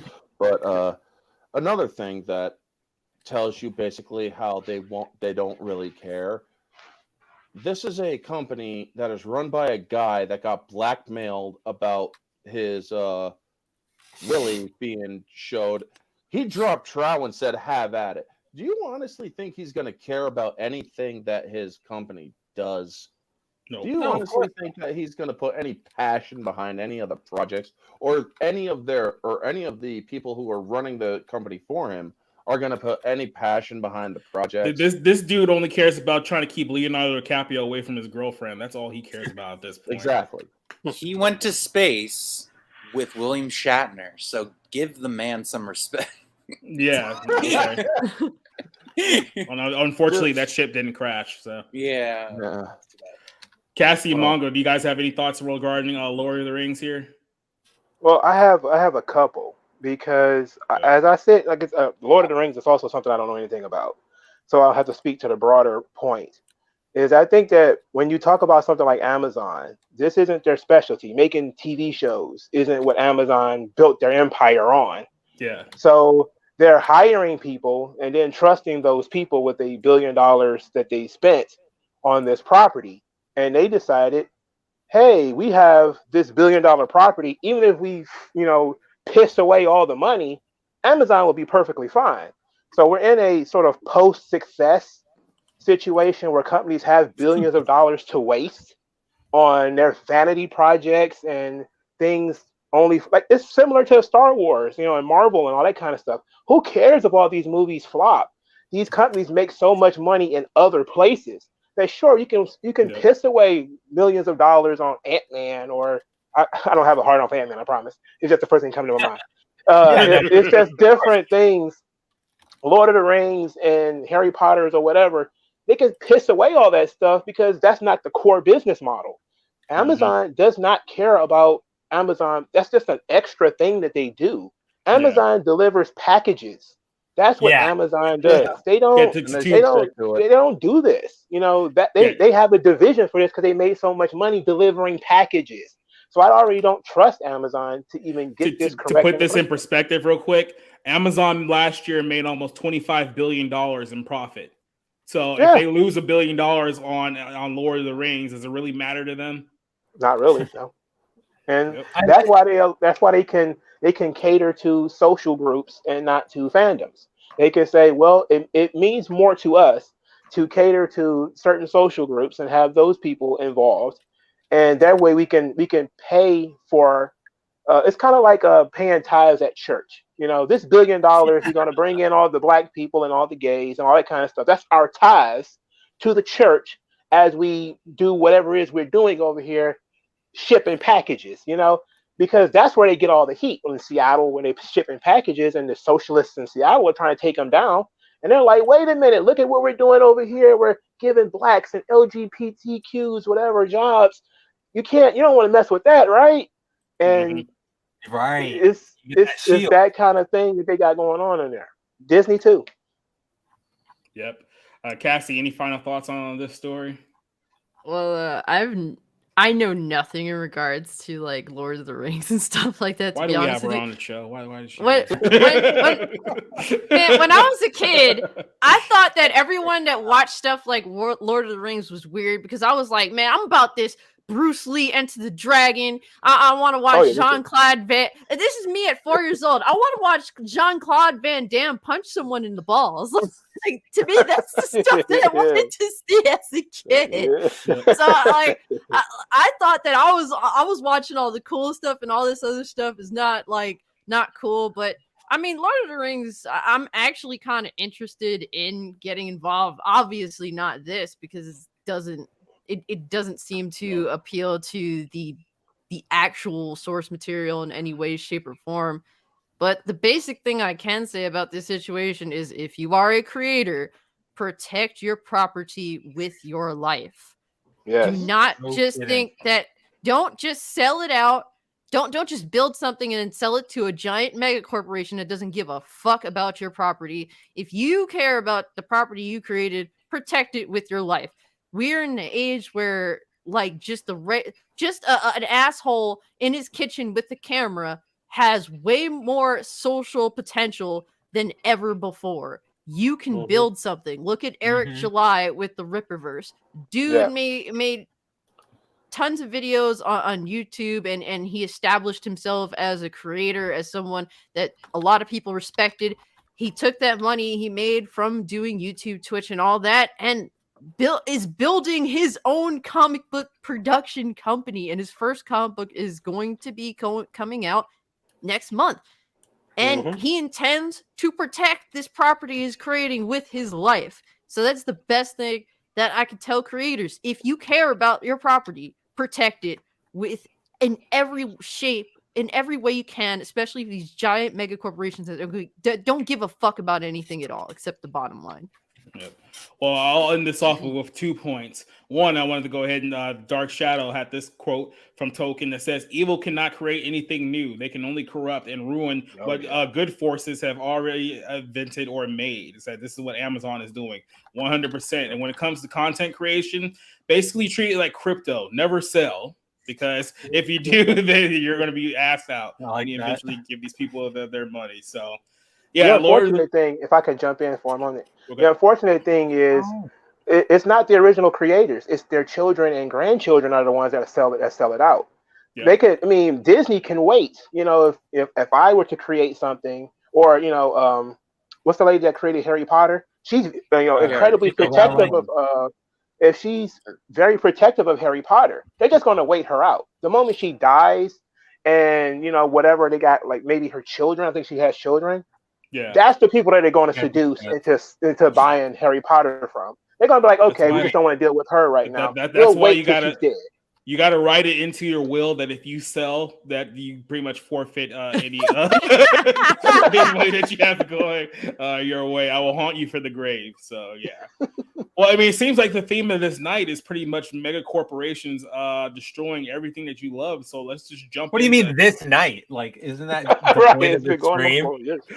Yeah. Well, let's jump into GTA because they just ruined that one as well. Oh, God. GTA 6 will apparently have a female main character for the first time in the series. Now, this was news that broke a couple of days ago that had a lot of people talking because the implication of what they're going to be doing with the GTA series is kind of mind-blowing when you think about this is a game that is famous for essentially being able to kill people, rob people, have sex with prostitutes, blow people up, run them over with cars. All the degeneracy that you can do in video games, you can do in GTA. But for some reason, the people who have taken over Rockstar think that, you know what we need to do? We need to censor mean jokes that target certain communities because that's the problem. So here is what Bloomberg News. It says that after a public controversy 4 years ago, which the controversy was that I guess the wokies within Rockstar essentially publicly ousted all the people in this company that actually knew what they were doing. That's the big point to hit is that none of the original like Rockstar founders, any of the writers from 5-4, any of those, none of them are there anymore. Yep. It's all, and look at like what they've done to the franchise since kicking them out. Like, Cassie brought this up, I think, either on last week's Bar Room or on the Too Real for Feels podcast. But they just commoditize the hell out of GTA now. It's all microtransactions. It's all a new expansion for online where you get a new car. Like how long has it been since a new GTA? Like this is gonna be bad. This is gonna be like a mobile game. About to hit the 10-year mark. 10. I remember. Keep in mind, first Grand Theft Auto, but that was it. well, keep in mind, this GTA 5 has been out for so long. I think people have wanted a GTA 6 for over a decade now, but the problem is that they've waited so long. Like you said, the people who were in charge of it beforehand are all gone. So now the new people have taken over, and they're only caring about representation and not making fun of people who we don't approve of. So there will be a female protagonist. This is the main catching point for this video game franchise. The video game will feature a playable female protagonist for the first time ever. People familiar with the matter say that the woman will be a Latina, and she will be pairing with a lead characters in a story that are influenced by bank robbers Bonnie and Clyde. The developers are also being cautious not to quote-unquote punch down by making jokes about marginalized groups. The people said in previous contracts to previous GTA games. So what they said specifically was that they're not going to make any jokes about gay people or trans people in this thing, because that would be offensive. We don't want to do that in a GTA game where you're pulling people out of their car, beating them to death, and then driving over their body. Dude, it's going to be written like a freaking late night show. That's what I'm getting from this. That's what's it's going to get to that point eventually, where everything's going to turn into Jimmy Fallon. The worst one. This is one of my biggest complaints about modern entertainment is that they'd rather be nice than be entertaining, than be interesting. At all. Yeah, and that's absolutely. my thing with like, I grew up with insult comedy. It's because it literally grabs your attention and forces you to have some kind of a reaction. Yeah. So the game, they say, is still about 2 years away from release. Is going to feature a lot of content from both South America and North America. The new map is going to be a fictionalized version of Miami, but they'll update it over time. So they're telling you that the map that they're planning on won't even be ready by the time of its release, which is absolutely amazing. Basically, you're going to pay $70 for an unfinished project. Have fun, motherfuckers. Yes, accept it, eat it, and guess what? So many people eat it the fuck up because they don't know how to do anything else. This way you can pre-order shit. Don't pre-order shit anymore. Let them. They no longer like back in the day when they would say like I'm thinking like the days of like GTA San Andreas, Halo 2, all that stuff. You would pre-order a game because they had earned your trust. You were like, all they've shown me, it looks really good so far. I'm gonna do it. Nowadays they go, I mean, it might be good, but we don't know. We might change shit halfway through. We might not even ever release it, and we might crap all over an IP if it's an established one. So just give us money for that and trust us. But there's no trust there. They've crapped over everything. So why should we trust you? Like, I haven't pre-ordered a game in years, or maybe college, and not even then. Like maybe high school. Well, I will say this, that I pre-ordered Madden one year. There's a lot of years I pre-ordered it, but it benefited me because I actually got an entire season worth of NFL Sunday ticket. I remember that. That was really I sweet. got that too. That was on a PS3, I think, but that was 2 generations ago. It's been a while. So real quick, I want to jump in. That doesn't exist anymore. Real quick, I want to jump in real quick because this is some of the points that they made based on the Bloomberg report. So 3 months of Disney Plus. Yeah, Project Americas has undergone changes. It says that early design plans early design plans for it will cover a large swath of North America, South America. I just mentioned that. The map is going to be cut down. The plan is to continuously update the game over time, which means, when you buy the game for like $75, you're only going to get like 30% of the game. You have to buy the rest. The game world is large. It's still very large, which is more interiors than before. That honestly just kind of tells me maybe these guys don't know what they're doing since they're not proven to actually know how to release this game. Hold on, let me finish this real quick. I'll let you rant, but let me finish this real quick. It says that GTA 6 will be led by 2 protagonists. It'll be Latina. Here's another thing. Employees about satire in the game. You can't really satirize today's America. It's already a satire in and of itself. It's like, okay, so Yeah, that's from the That's employees of literally Rockstar. Basically, Seth they don't want Meyers. to be honest. That's what Yep. that means. Right. Mm-hmm. What says GTA could have been very different from its predecessors. Yeah, no shit. Not good. They're expecting it anywhere between next March or maybe May of 2024, which tells me that you guys don't have a release date if that's your window that you're working on. They're going to be new character designs, core aspects of combat. We're going to undergo changes. And then, like I said, early this year, a group of designers quit Rockstar North because they were sick of the lack of progress. So they're already, the new people who they brought in are already fighting amongst themselves because they can't get this thing working together. So, Cassie, I'll let you go on because I know you got a lot of thoughts about this one. So I'll let Cassie go first. GTA 6, are you spending $80 to go get it? Oh, fuck no. At some point, I'll probably buy it. I'm not going to sit here and say, oh, I'm not buying the motherfucker. No. But I definitely won't buy it day one. I don't trust this Rockstar. But the issue is they have no idea when this game is coming out. They're claiming 2024, somewhere between 2023 and 2024. It's not happening. Yeah. The game's been in development since 2014, as it says. And they've run into the issue where not only did they kind of clean house with a lot of people, so there's new people working on it. They're trying to get their flow going. They're blaming it on COVID, but really you got a bunch of people that you let go that are critical to the project. There are people that are leaving because the project is not going as planned, it seems like. And then you have the other issue where you have all these people that are not getting done the shit that they need to get done because people are going in and out and they're trying to get the feel of the studio at this point. But then they also don't crunch, which crunch is a term used in gaming in which people work a massive, more than normal amount of hours. Some companies mandate this sort of thing.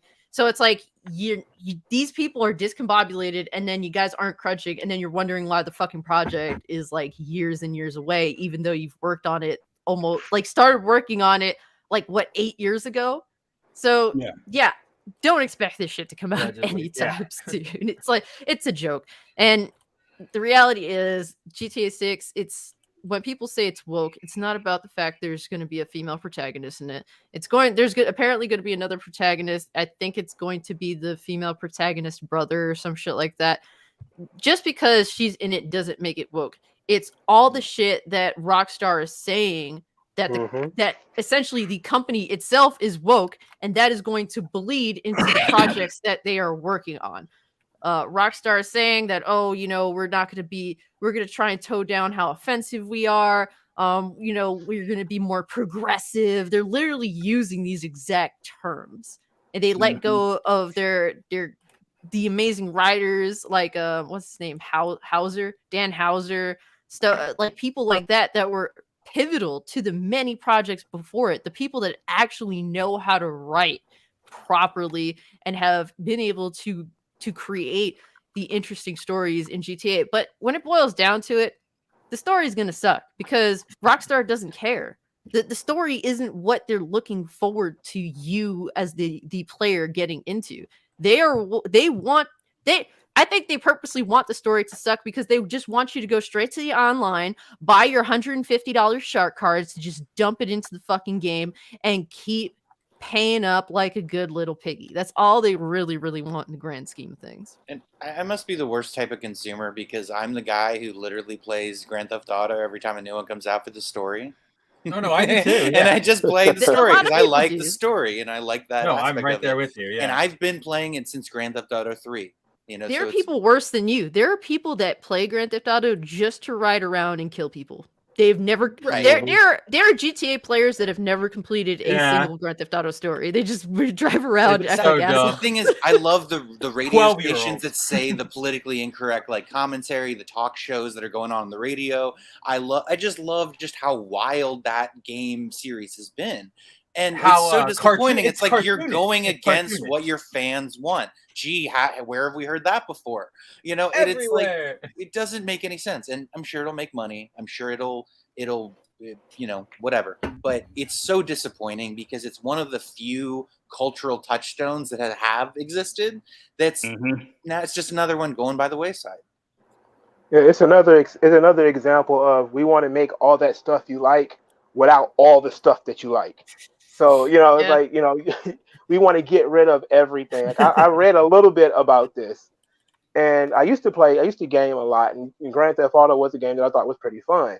But it's a pretty raucous game, and you run people over. You can have sex with hookers. You can shoot people just because you want to. So it's hard to understand how that game could be fun while also at the same time being non-offensive. Being It's just nice, like yeah. you can't have both. It's like buying a clean rap album, like buying a clean DMX Yes. album or something like that. Yes. It's like you can't do that. It doesn't make any sense. Why would you want to do that? Incredible. That is perfect. You like can't a have Lil it both Wayne ways. album with like every third word is bleeped out. Yeah. How can you do that? Yeah. It's just a Who's Will going to Smith enjoy album. that? Right? Oh my And god, it's everything. they're gonna Will Smith my Lil Wayne. I don't want that.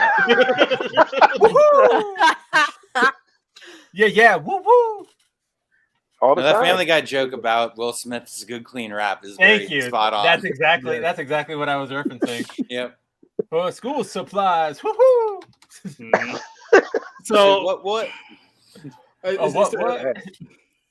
So just real quick here. I mean, look. Obviously we've played it. I'm pretty sure everyone's played a GTA game at least once in their life, whether it was San Andreas 2, 3, 4, 5, whatever the case may be.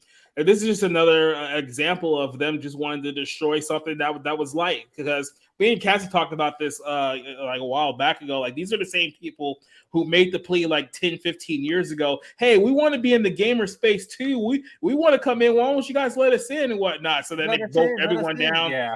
Broke everyone down. So it's like, okay, fine, you can go play over there. Just leave us alone. And now here we are 10, 15 years later, and they're fundamentally destroying GTA, one of the most iconic games in the history of gaming, to be like, well, actually, we found this one a little bit too offensive, so we're going to come out with a more progressive version of GTA. Which, how are you going to use that as a marketing tool? We're going to make a more progressive GTA.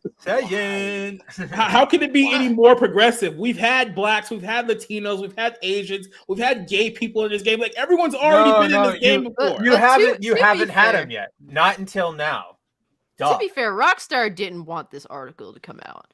This is essentially a leak. It's from a reputable reporter that when he does drop things, he has his insider knowledge. He's met with people that are working for Rockstar.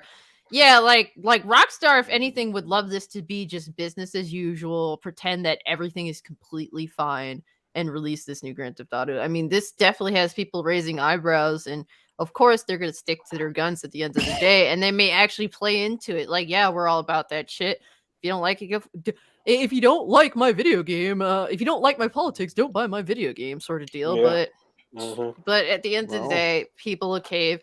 Most gamers, they don't really look for this type of like information. It's just, oh, new Grand Theft Auto. Oh, that trailer, the graphics look better than GTA 5. I want it, and they got them.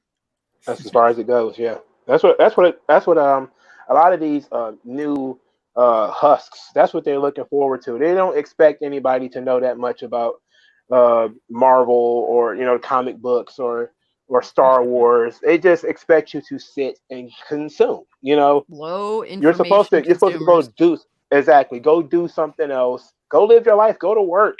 Go play outside. But when I make a new thing, make sure you watch it. Make sure you play it. But if you're actually a fan of that thing, well, you're a nerd. We don't need any more nerds, especially misogynistic nerds. We don't need that. Are you istophobe nerds? We don't need any of you. We just need all the untouched masses who don't know what we're doing over here, because our reach is greater than yours. No matter what size of the politics, unless you're Joe Rogan. Yeah. Most people are never going to hear any of this stuff. They're just going to say, "Oh, new GTA," like we said, and want to go buy it, and that's it.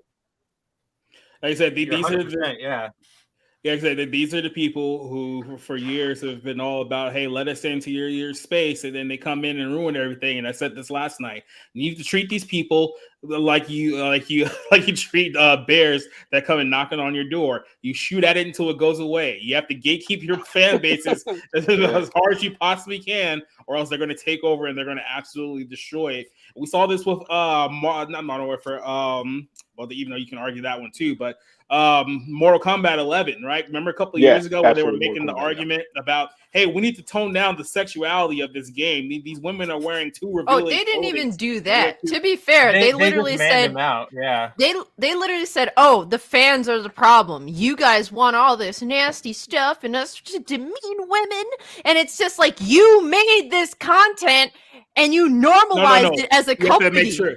They didn't make the content. Midway made the content. These people just work there now. Boone made the content. Yeah. Yeah. Well, if they believe in this shit, why are you representing a fucking a franchise that has indulged in it? If you're so virtuous, why do you choose to be a contributor to a company that has sexualized women in the past? You're not about any of the shit you say. These people are a bunch of bullshit artists. Have these people never heard of Dead or Alive?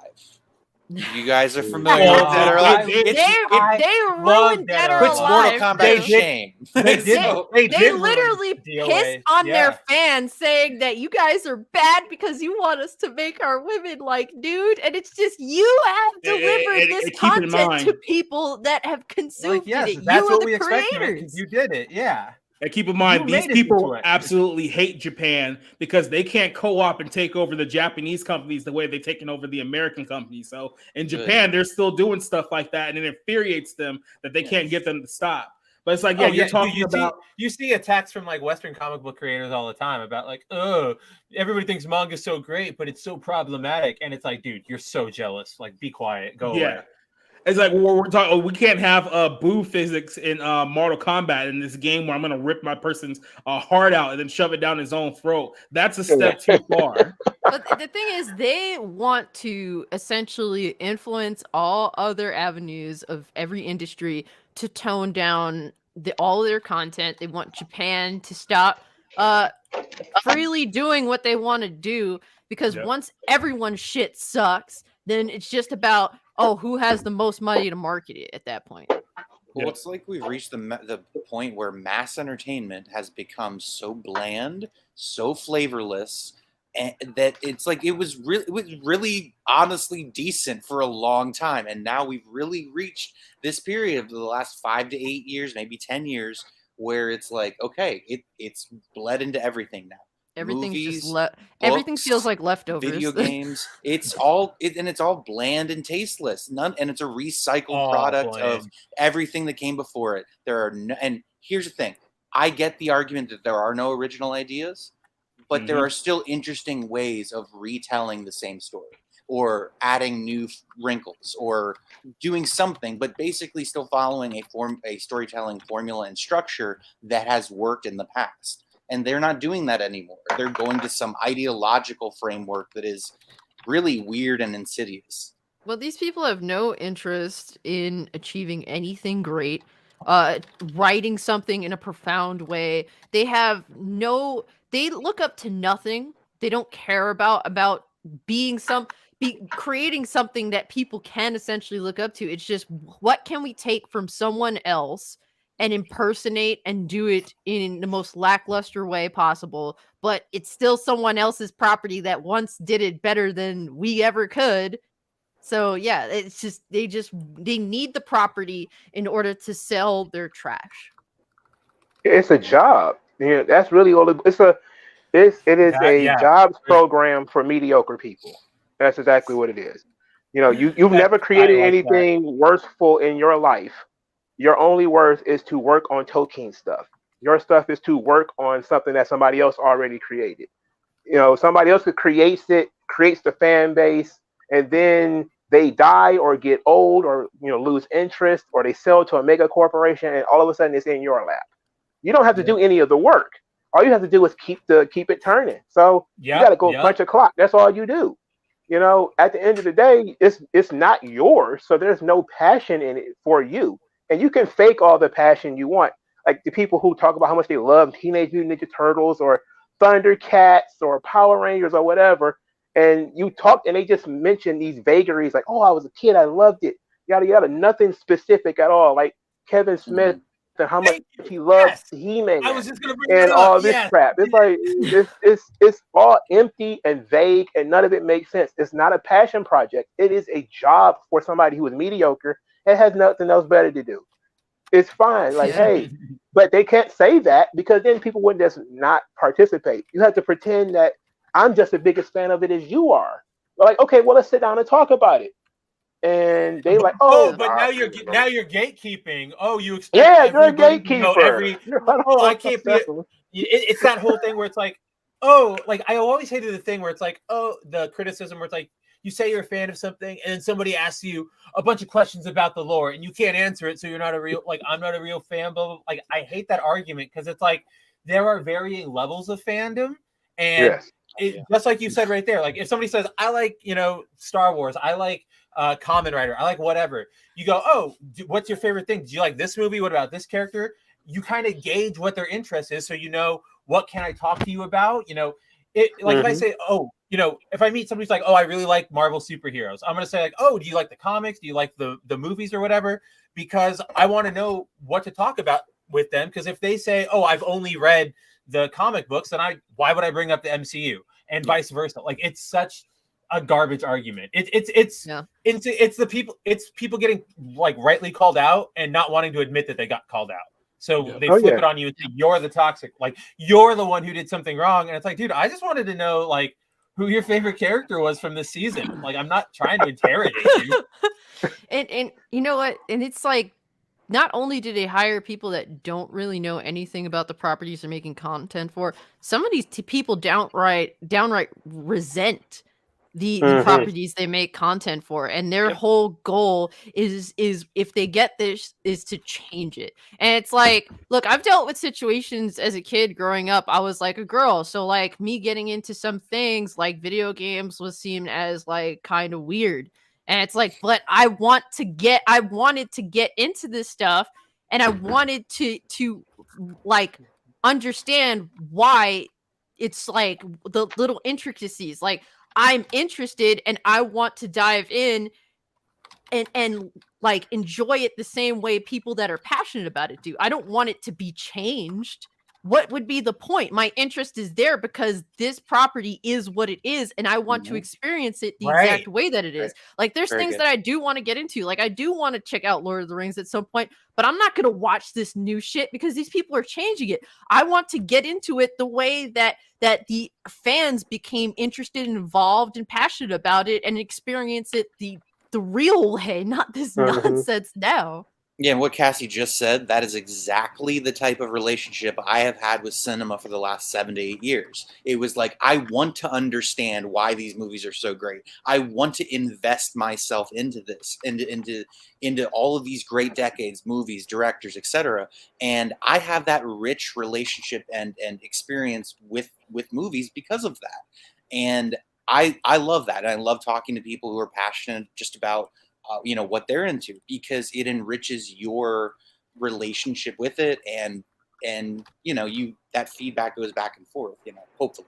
Well, look, final thoughts about this one as someone who still owns a PS3 by choice, by the way, because I just look at modern games. Like, you're asking me to invest $500 plus $70 per game for this crap. I'm just not going to do it. So I'll go with Steam. That's why you buy a PC and you just legally pay for everything. Yeah, just legally pay for everything. That's exactly what we're doing. But it's like, come on, like everyone knows this GTA is going to be crap. Even if the story and all the woke shit they're going to add on to it is bad, the game sounds unfinished. It sounds like they're going to be, like I said, microtransaction to the hell. You're going to have to wait for DLC after DLC after DLC like they've been doing over the last few years. It's like this whole system is broken, and then making it woke is only going to make it far, far worse. So any final up the end, any final thoughts on this before we move on to our closer? Well, sadly, their whole goal is they make a game, and Rockstar spends like 10 plus years making a game. They're not just gonna release it. They want to literally monetize that bitch for the next 10 years as they start making their whole. That's just how the model is. They're willing. These ginormous companies like EA, like 2K Games, they're willing to sacrifice sales of a game they're completely okay with a game selling less, just as long as they hit their numbers when it comes to microtransactions. And EA has come out and said that shit. Oh, I know. Orange Hat, you had a point you wanted to make real quick? Yeah. I miss my N64 because that was when gaming was at its peak, because nowadays you got all these games that you got to basically pay to play and keep paying to play and pay to win. When you and had, they got to be multiplayer. Yeah, and Still got it, by the way. when you had like N64 and PlayStation and even the Xbox and the PlayStation 2, you were able to play some great games. Nowadays, all this stuff, they're giving you incomplete products that you're stupid enough to buy and play. And it's like, well, now we got to... And that's how they basically hook you, is because they're going to leave you wanting more with an unfinished product. And then I'm like, I miss the old stuff. I would rather play the old stuff than play this new stuff, because this new stuff sucks. I mean, what I can say, bro, is just look at small games, man. Japan and indie games. This is Eastward. That's a really awesome, like, small scale game that's beautiful art. What is this? Sakuna of Rice and Ruin. This is an interesting small scale game. If you like beat 'em ups, River City Girls, stuff like that. I love playing small scale. And Turok too. And one more thing, the Gold console still got it. There Sega you go. Genesis. There you go. Yeah. I mean, the original Battlefront games are always going to be top tier. Not those new ones that they have going on right now. The original, where you could cheat. PC. I miss cheat codes. I do too. I miss secrets. Codes were the shit back then. Yep. I mean, I missed unlocking Game Genie. I had all the cheats. I had all the cheats to GoldenEye 007. Do you know how hard it is to get the invincibility cheat on that thing? You have to go great. You have to go on the hardest difficulty in the facility, and you got to make it in like 2 minutes and 15 seconds. Yep. I did that. Yep. It wasn't easy, but I did it. Now, cheat codes still exist, but they're tied to whether you're willing to use your credit card or not. Oh no. That's so sad. You could just look up online. Right. Back in the Cheatcodes.com. Cheatcodes.com. I would remember G4 had a show called Cheat. Right. Yep. Yeah. I remember Final Fantasy VII, the original Final Fantasy VII, not the remake. The remake. I knew all the cheats, where to get the different things, where you could get a gold chocobo without having to raise it, or without having to selectively breed and all that. Strategy guides. Yeah. I mean, I miss those kind of games, because now they're just sucking the joy out of it, because you just got to keep throwing money at it. That's why I got out of gaming, because I realized that I was throwing too much money at it. I'm not proud of this.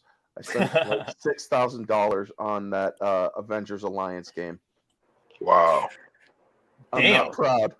But wait, you know, Marvel's Avengers? Game. That was a good game. No. Marvel's The Facebook Avengers game. Alliance on Facebook. I dropped that orange one I was talking about. Yeah. Not the. Wait, a Facebook game? It was really good. I'm sorry. That game.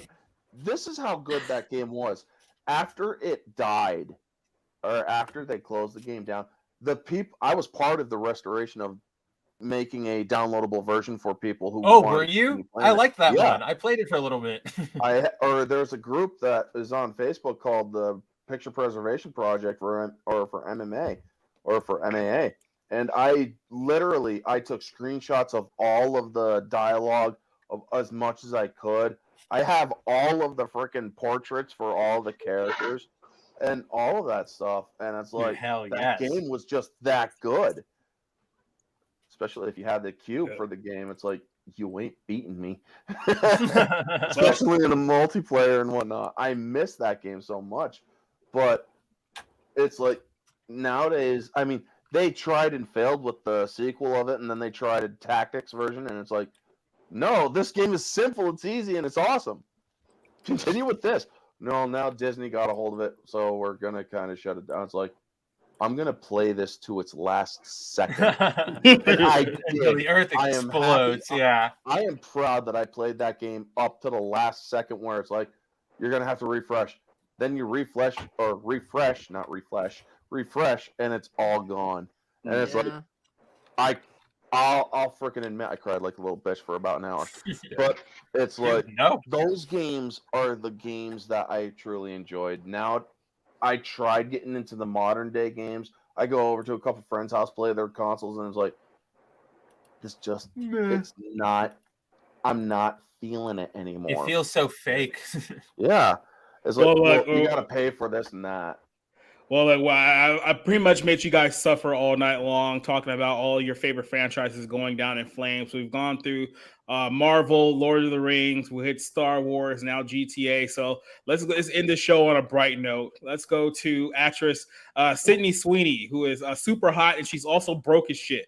So let's go ahead and close it. So, Euphoria actress Sydney Sweeney did an interview earlier this week where she talked about having a family and wanting to be a young mom, which is kind of frowned upon in Hollywood. But she also made some very interesting financial statements about herself as well. So, So just a little side note, real quick. Anyone who's seen the show Euphoria, it is absolutely god awful. It's so bad. It's my mom tried watching that show and she's like, "What the fuck is this shit?"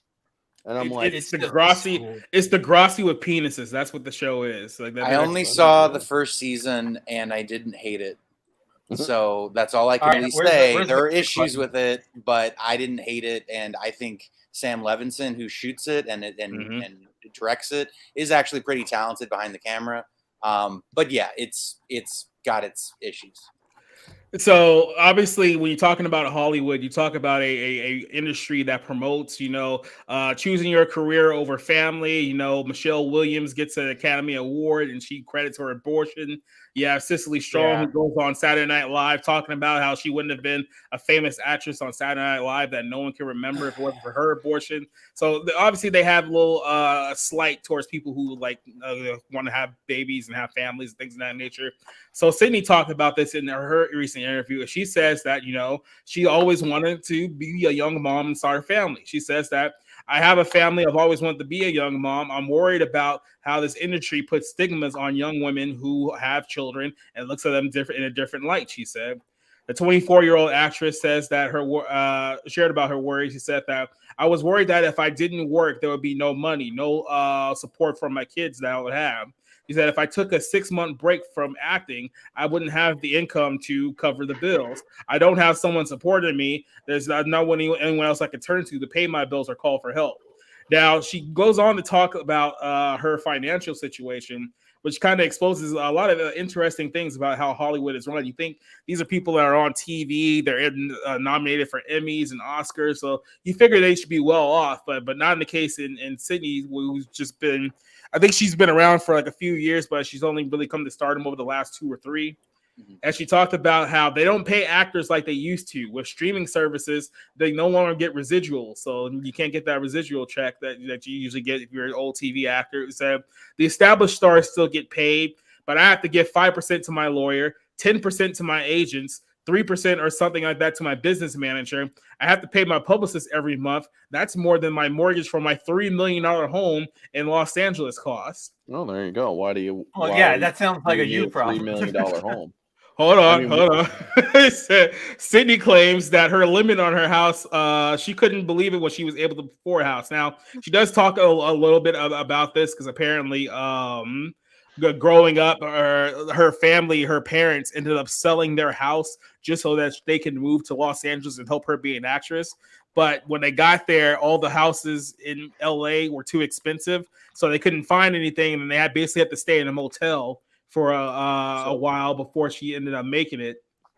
So did I read that right? That she's originally from Washington State. Washington State. Okay. Well, I guess she didn't have to travel far. Mm-hmm. Yeah, Rob's upset that he missed his chance. That's what he was trying to imply there. But I'm sure someone will use this later to say I'm gross and I'm doing something misogynist. inappropriate. Yeah. She's 9 years younger than me, so. Oh, that's nothing, right? No. He's It's over her 18. That's all that matters. 10 years front or back, man. front That's a or back. that's a healthy line. So what you're saying is that I can't be 33 and date 19 because that's weird, right? All right, Henry. Very I much know Okay, that's yeah. good. I thought you were going to go for R. Kelly, but I'll take Henry too. But so it just history said that I thought if I'd made enough money, I'd be able to buy my parents' house back and put my parents back together. When I turned 18, I only had $800 to my name, so that was 4 years of acting and only turned out $800. So didn't exactly go too well for her. Says my parents weren't back together. There's nothing that I can do to help. And obviously, Sydney's going to be starring in the new Madam Web for Sony and the whole Spider-Verse thing that they're trying to build, which is like, why? If that ever even happens. Remember freaking Silver and Black or whatever the hell the Black Cat Silver Sable movie was supposed to be? That garbage. Yeah. So a couple of things here. Obviously, she talks about wanting to be a young mother at 24, but I don't know if she has the maturity for that. But who am I to judge? But then the other thing is that she's talking about how she really doesn't have that much money because she spent all her money on all of these Hollywood expenses, as they call it, because it's like, oh no, you need to be in Hollywood. You need to have a house that costs $3 million. You have to pay the mortgage on that. Then you have to pay your business manager, your agent, things of that nature. Now, I heard an interview that she did maybe about a year ago when she was talking about how when she first started, she had to learn to read her own contracts because she wanted to make sure that she wasn't getting screwed. I thought she was like, okay, well, maybe there's someone who's a little bit smarter. Maybe she's a little bit wiser than others. But with all the other stuff that you're paying for, maybe that's not the case. So what do you think about Sydney's predicament here? That she's a working Hollywood actress who's nominated for 2 Emmys and she can barely afford to live because of all her lavish expenses. I'll open the floor to you guys. What do you think? It's a her problem. Yeah. I'm sorry. She got the money. To me, when you say oh, I had to pay my publicist, my agent, that's just kind of standard. If you're in Hollywood, you got to do it, right? Just like if you're in sports, you got to hire an agent, you got to hire trainers, blah, blah, blah, blah, blah. And then you don't need a $3 million home if you're struggling for money. And then why didn't you, invest that money, do something with it? Is it just sitting in a mattress or did you already spend it? What's going on? Well, yeah, she's spending on the managers and then the publicists who somehow gets paid more than a mortgage costs every single month. I mean, that would be the number one issue that I will look at because it's maybe it would be interesting to see what her contract is with HBO though, because Euphoria is on HBO, meaning it's on a premium cable network that people still pay for. So I don't know if past a certain time period HBO has stopped recording that. I'm sure they don't. Yeah. I'm sure they do record it. But I know that, potentially if it was an HBO Max thing, then it would only be streaming. So I'm a little confused on how it breaks down for her. Maybe she just gets paid off the, upfront fee. The thing is, you have to negotiate that with your lawyer or business manager with HBO. If you're only getting a certain amount of money, then you should get more upfront. If you're not getting that after the fact. So I don't know. It's weird that she seems to have a reputation as somebody that's supposed to be a little smarter, and yet she's talking about how hard it is for her. So I mean, it's fine. I'm proud. I'm more interested in seeing that Madam Web movie because she's in it as well as Dakota Johnson. So whatever. It's probably going to be a crappy comic book movie, but yeah, I don't know. It's just I think she's trying to seem down to earth, because she's saying that she wants to start a family, but also it's just hey, it's hard out here. And it's an average LA house is $1 million. So it's yeah. I mean, you can also just move to Orange County where their homes are significantly cheaper. Yeah. Or not live in downtown. You could go, or not in Marina Del Rey or wherever I'm sure she lives. Yeah, which is where I'm sure she lives. Or you can do the common sense thing. Yeah. Live beneath or live under your means. No, why would I do that? Why would I do that? And here's the thing. I don't want to be unfair and say Hollywood is it's a power center. It's an exaggerated place. And so it's like, I understand the trap people get into with, I have to have a $3 million home. I have to have these outfits. I have to have this car. And of course that's a trap. Of course it's a facade that gets that the place itself creates. So I don't feel bad for her, but I also understand the world that she's in. It's a little bit different. So, but it's like, you got to be smarter than that if you want to be successful. Boy, if I Well, ever we got see over this there. kind of stuff with athletes all the time. ESPN, Yeah, that's what I was they thinking of. did this. It was like an expose about how athletes end up going broke. It's like one of my favorite documentaries ever made. And there was a Sports Illustrated. Yep, it was a Sports Illustrated article that went along with it, and it basically just said all the stuff that she was talking about. You know, paying, trying to take care of a bunch of other people, having a huge house, and it is a trap. And it's also the comparison. She doesn't want to be the movie star who lives in a modest house. She doesn't want to be the movie star who lives not in Orange County, but somewhere in Iowa where it might be cheaper for her to live. But she doesn't want to have to. It's like that sort of stuff that you have to deal with. It's the image problem. So she might have the right mindset where she doesn't want to spend all this money, but she feels like she has to because this is what everyone else in Hollywood is doing, and they manage to take care of themselves, so she should be able to do the same thing, right? And she doesn't want to feel like she's less than everybody else, so she doesn't want to change her lifestyle, but she really should. Somebody has to be the first one to say, look, I don't want to live in California. Someone has to be the adult and say, I don't want to live in California. Yeah, I'll move to Florida where there's no income tax. I'll move to the middle of the country and buy more property somewhere else and live on a farm or something like that. And I'll come out here to do my movies, but that's it.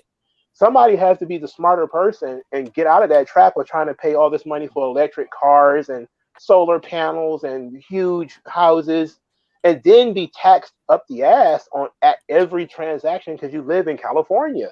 Yeah, right. So it's it's an image problem and it's a money problem. It's not it's not like she's not paid enough.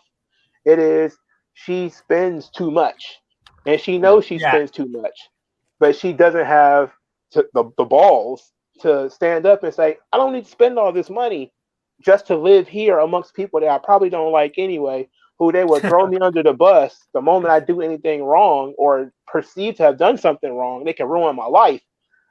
I'm better off taking all this money out of California and taking it somewhere else. And, I can take care of my children. It might not be in sunny California. It might be somewhere else, but it's better for you as a person to take care of yourself and not worry so much about the image that Hollywood presents as the stereotypical Hollywood image. Yeah, it is funny. There was another line in that thing that I actually didn't include because I don't know if John would have allowed it or not. But one of her lines in the story was that her grandparents, agreed mind is her grandparents said that she has the best boobs in Hollywood, and let's just put it that's very the very best lightly. Advertisement you could get. Your own grandparents. I mean, seriously, it's almost adorable. It's almost adorable if it wasn't a little creepy.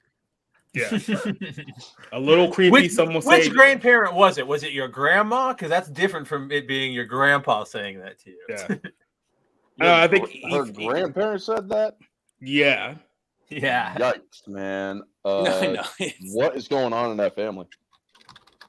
Well, clearly not good financial decisions because they were in a hotel at a motel at one point. Their lives too. It's like, you sold your house to go live in a motel in LA. You guys didn't have any money. Like, it doesn't sound like you guys planned very just properly. Reek of desperation. Yeah. It's like a bad movie, or not even a bad movie, but like one of those depressing indie movies from like the 90s and early 2000s where it's it's about it's a character driven thing, but it's a depressing location. People are desperate. There's probably, oh God, I don't want to go there, but like drugs are probably circling that environment somewhere. Yep. I don't, again, you can fill in the gaps. Yeah, because you can only imagine how expensive a coke habit is, right? I mean, unless you're in the fentanyl now. So, I mean, there's that as well. So, fentanyl is much cheaper. Unless you're a Biden, bro. Exactly. So any final thoughts about Sydney Sweeney and her money issues? Well, I'm personally just gonna blame Hollywood Getting for all account- this because Hollywood wants to bitch and moan how regular ass people, there's a lot of sexism in regular workplaces. And to be honest with you, there's been situations where I've gotten pretty good opportunities specifically because I was a woman. So Mhm. and this is work specifically. One place was I was new, and there was dudes that had been working there for like a couple of years, and I ended up getting a higher position because I seemed like a more mature, competent female over some of the guys that did work there. And that's literally a situation. But Hollywood likes to, look down at us and say we're bad, and you guys need to fix your shit, and constantly browbeat us all day when you got your female actresses out here complaining that they ain't getting paid enough. Meanwhile, they're Right. some of the most, like, this person is pretty popular. She seems to be like a rising star. Why is it a problem that she can't pay her bills? Got a good Bad point there. financials. I mean, if you really look at a lot of these people in Hollywood, most of the people who are in their 40s, 50s, 60s, and whatnot, a lot of them are, not this risk of sounding sexist. Take Alyssa Milano. This woman loves to say women are being sexually exploited in Hollywood. Women are or the male gaze is such an evil thing. How did you make your fortune again? Oh, right. Back in the 80s, you were taking your freaking 90s, you were taking your damn clothes off, flashing your tits and your cooch all over freaking television and movies. And That's just in front of the camera. that was just Oh, in front of the but camera. see, there's no responsibility because it was the evil male patriarchy that influenced her. Yeah. No, well, Kathy Bates actually countered that in such a great way. She's great. Because Kathy Bates, I believe this was a Bounding in the Comics thing as well. She's like, back during the days of the casting couch, or if you were going to meet somebody in a hotel, you were consenting to meet them in the hotel if you went to meet them. If you were having sex for that role, you consented. If you didn't like the sex afterward, that's a personal problem. Yeah. You want all this equality and stuff. You don't even realize you have it. Except that you don't, or all these people that are bitching honestly don't even know what they're bitching about. Now, for this Sydney Sweeney girl, her not being able to afford stuff, well, here's the thing. Sell your damn house and stop caring about your public image if you are trying to be financially stable. What's more important, your public image or your ability to feed your damn kids? Yep. I'm sorry. I would especially rather look like a damn hobo and be able to have my kids be able to have kids eating food every day than freaking than risk having them live on the streets. Basically, the point is, figure out your damn priorities, sort them out, and then do it. Yeah. And then here's the thing, too. Just one thing she said in the interview was like she's afraid that she doesn't have enough money to raise a kid. If you can buy a $3 million house, you can afford children. Like, there's just no other way around it. So, yeah. So we're going to go ahead and end on that note. That was our closer for the day. So I do want to give everyone an opportunity to promote yourself, to shill all your stuff. I'm going to start with Mr. Mongo Slade. Where can they find you if they want more of Mongo in the future?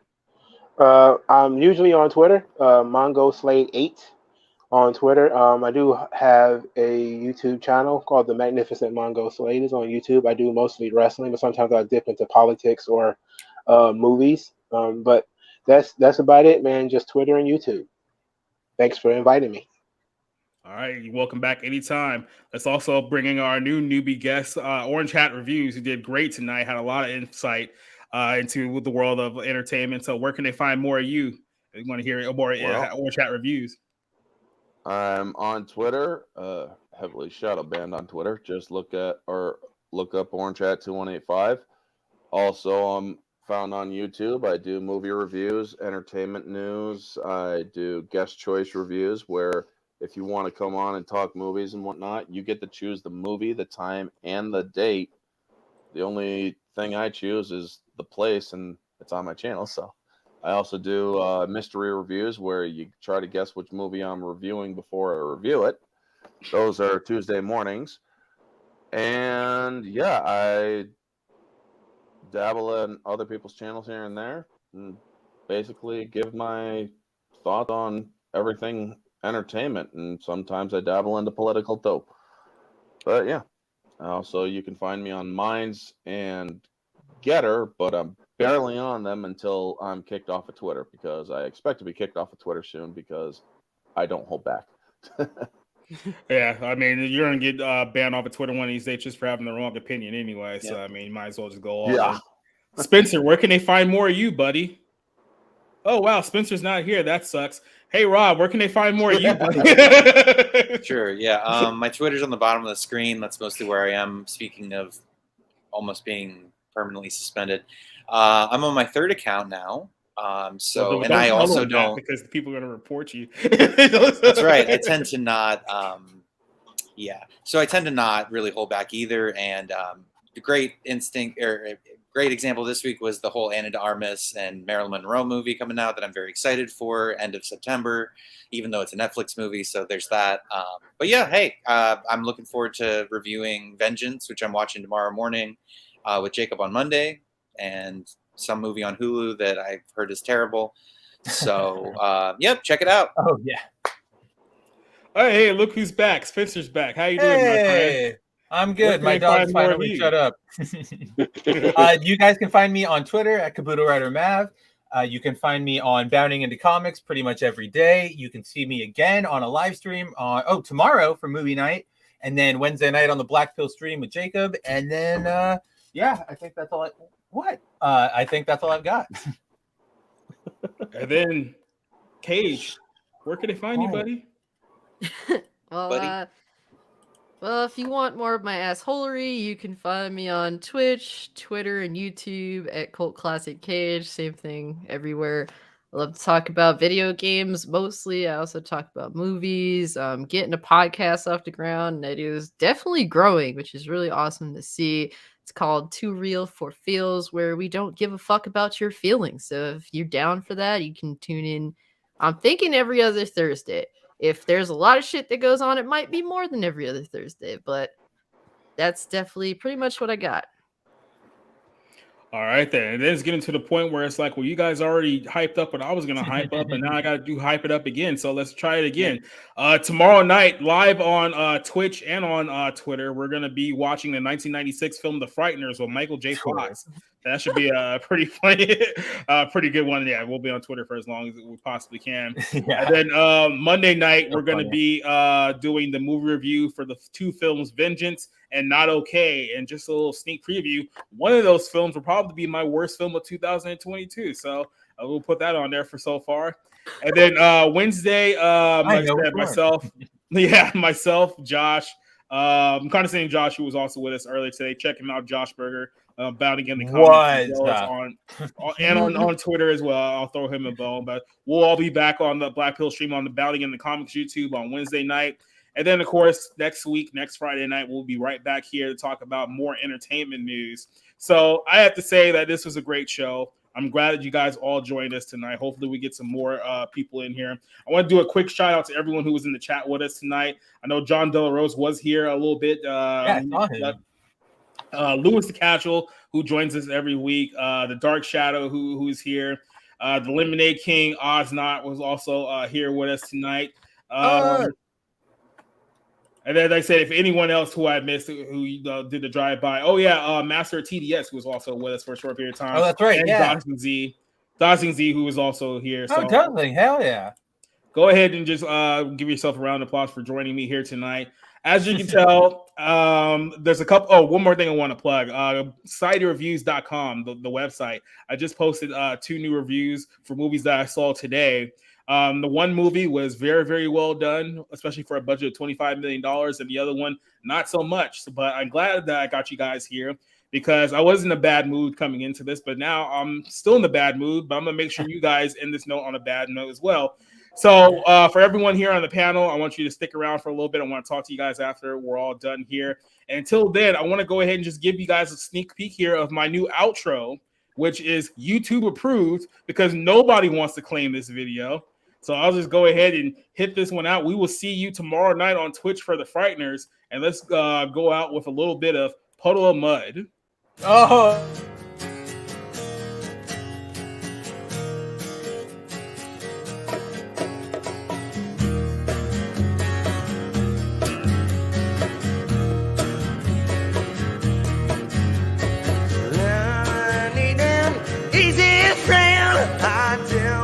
With a head to hand, I do. Thank you, fit this too, I do. But you have a clue. Take it, then it's wild. You hang me out to dry. I can see you every night. Rain, I do.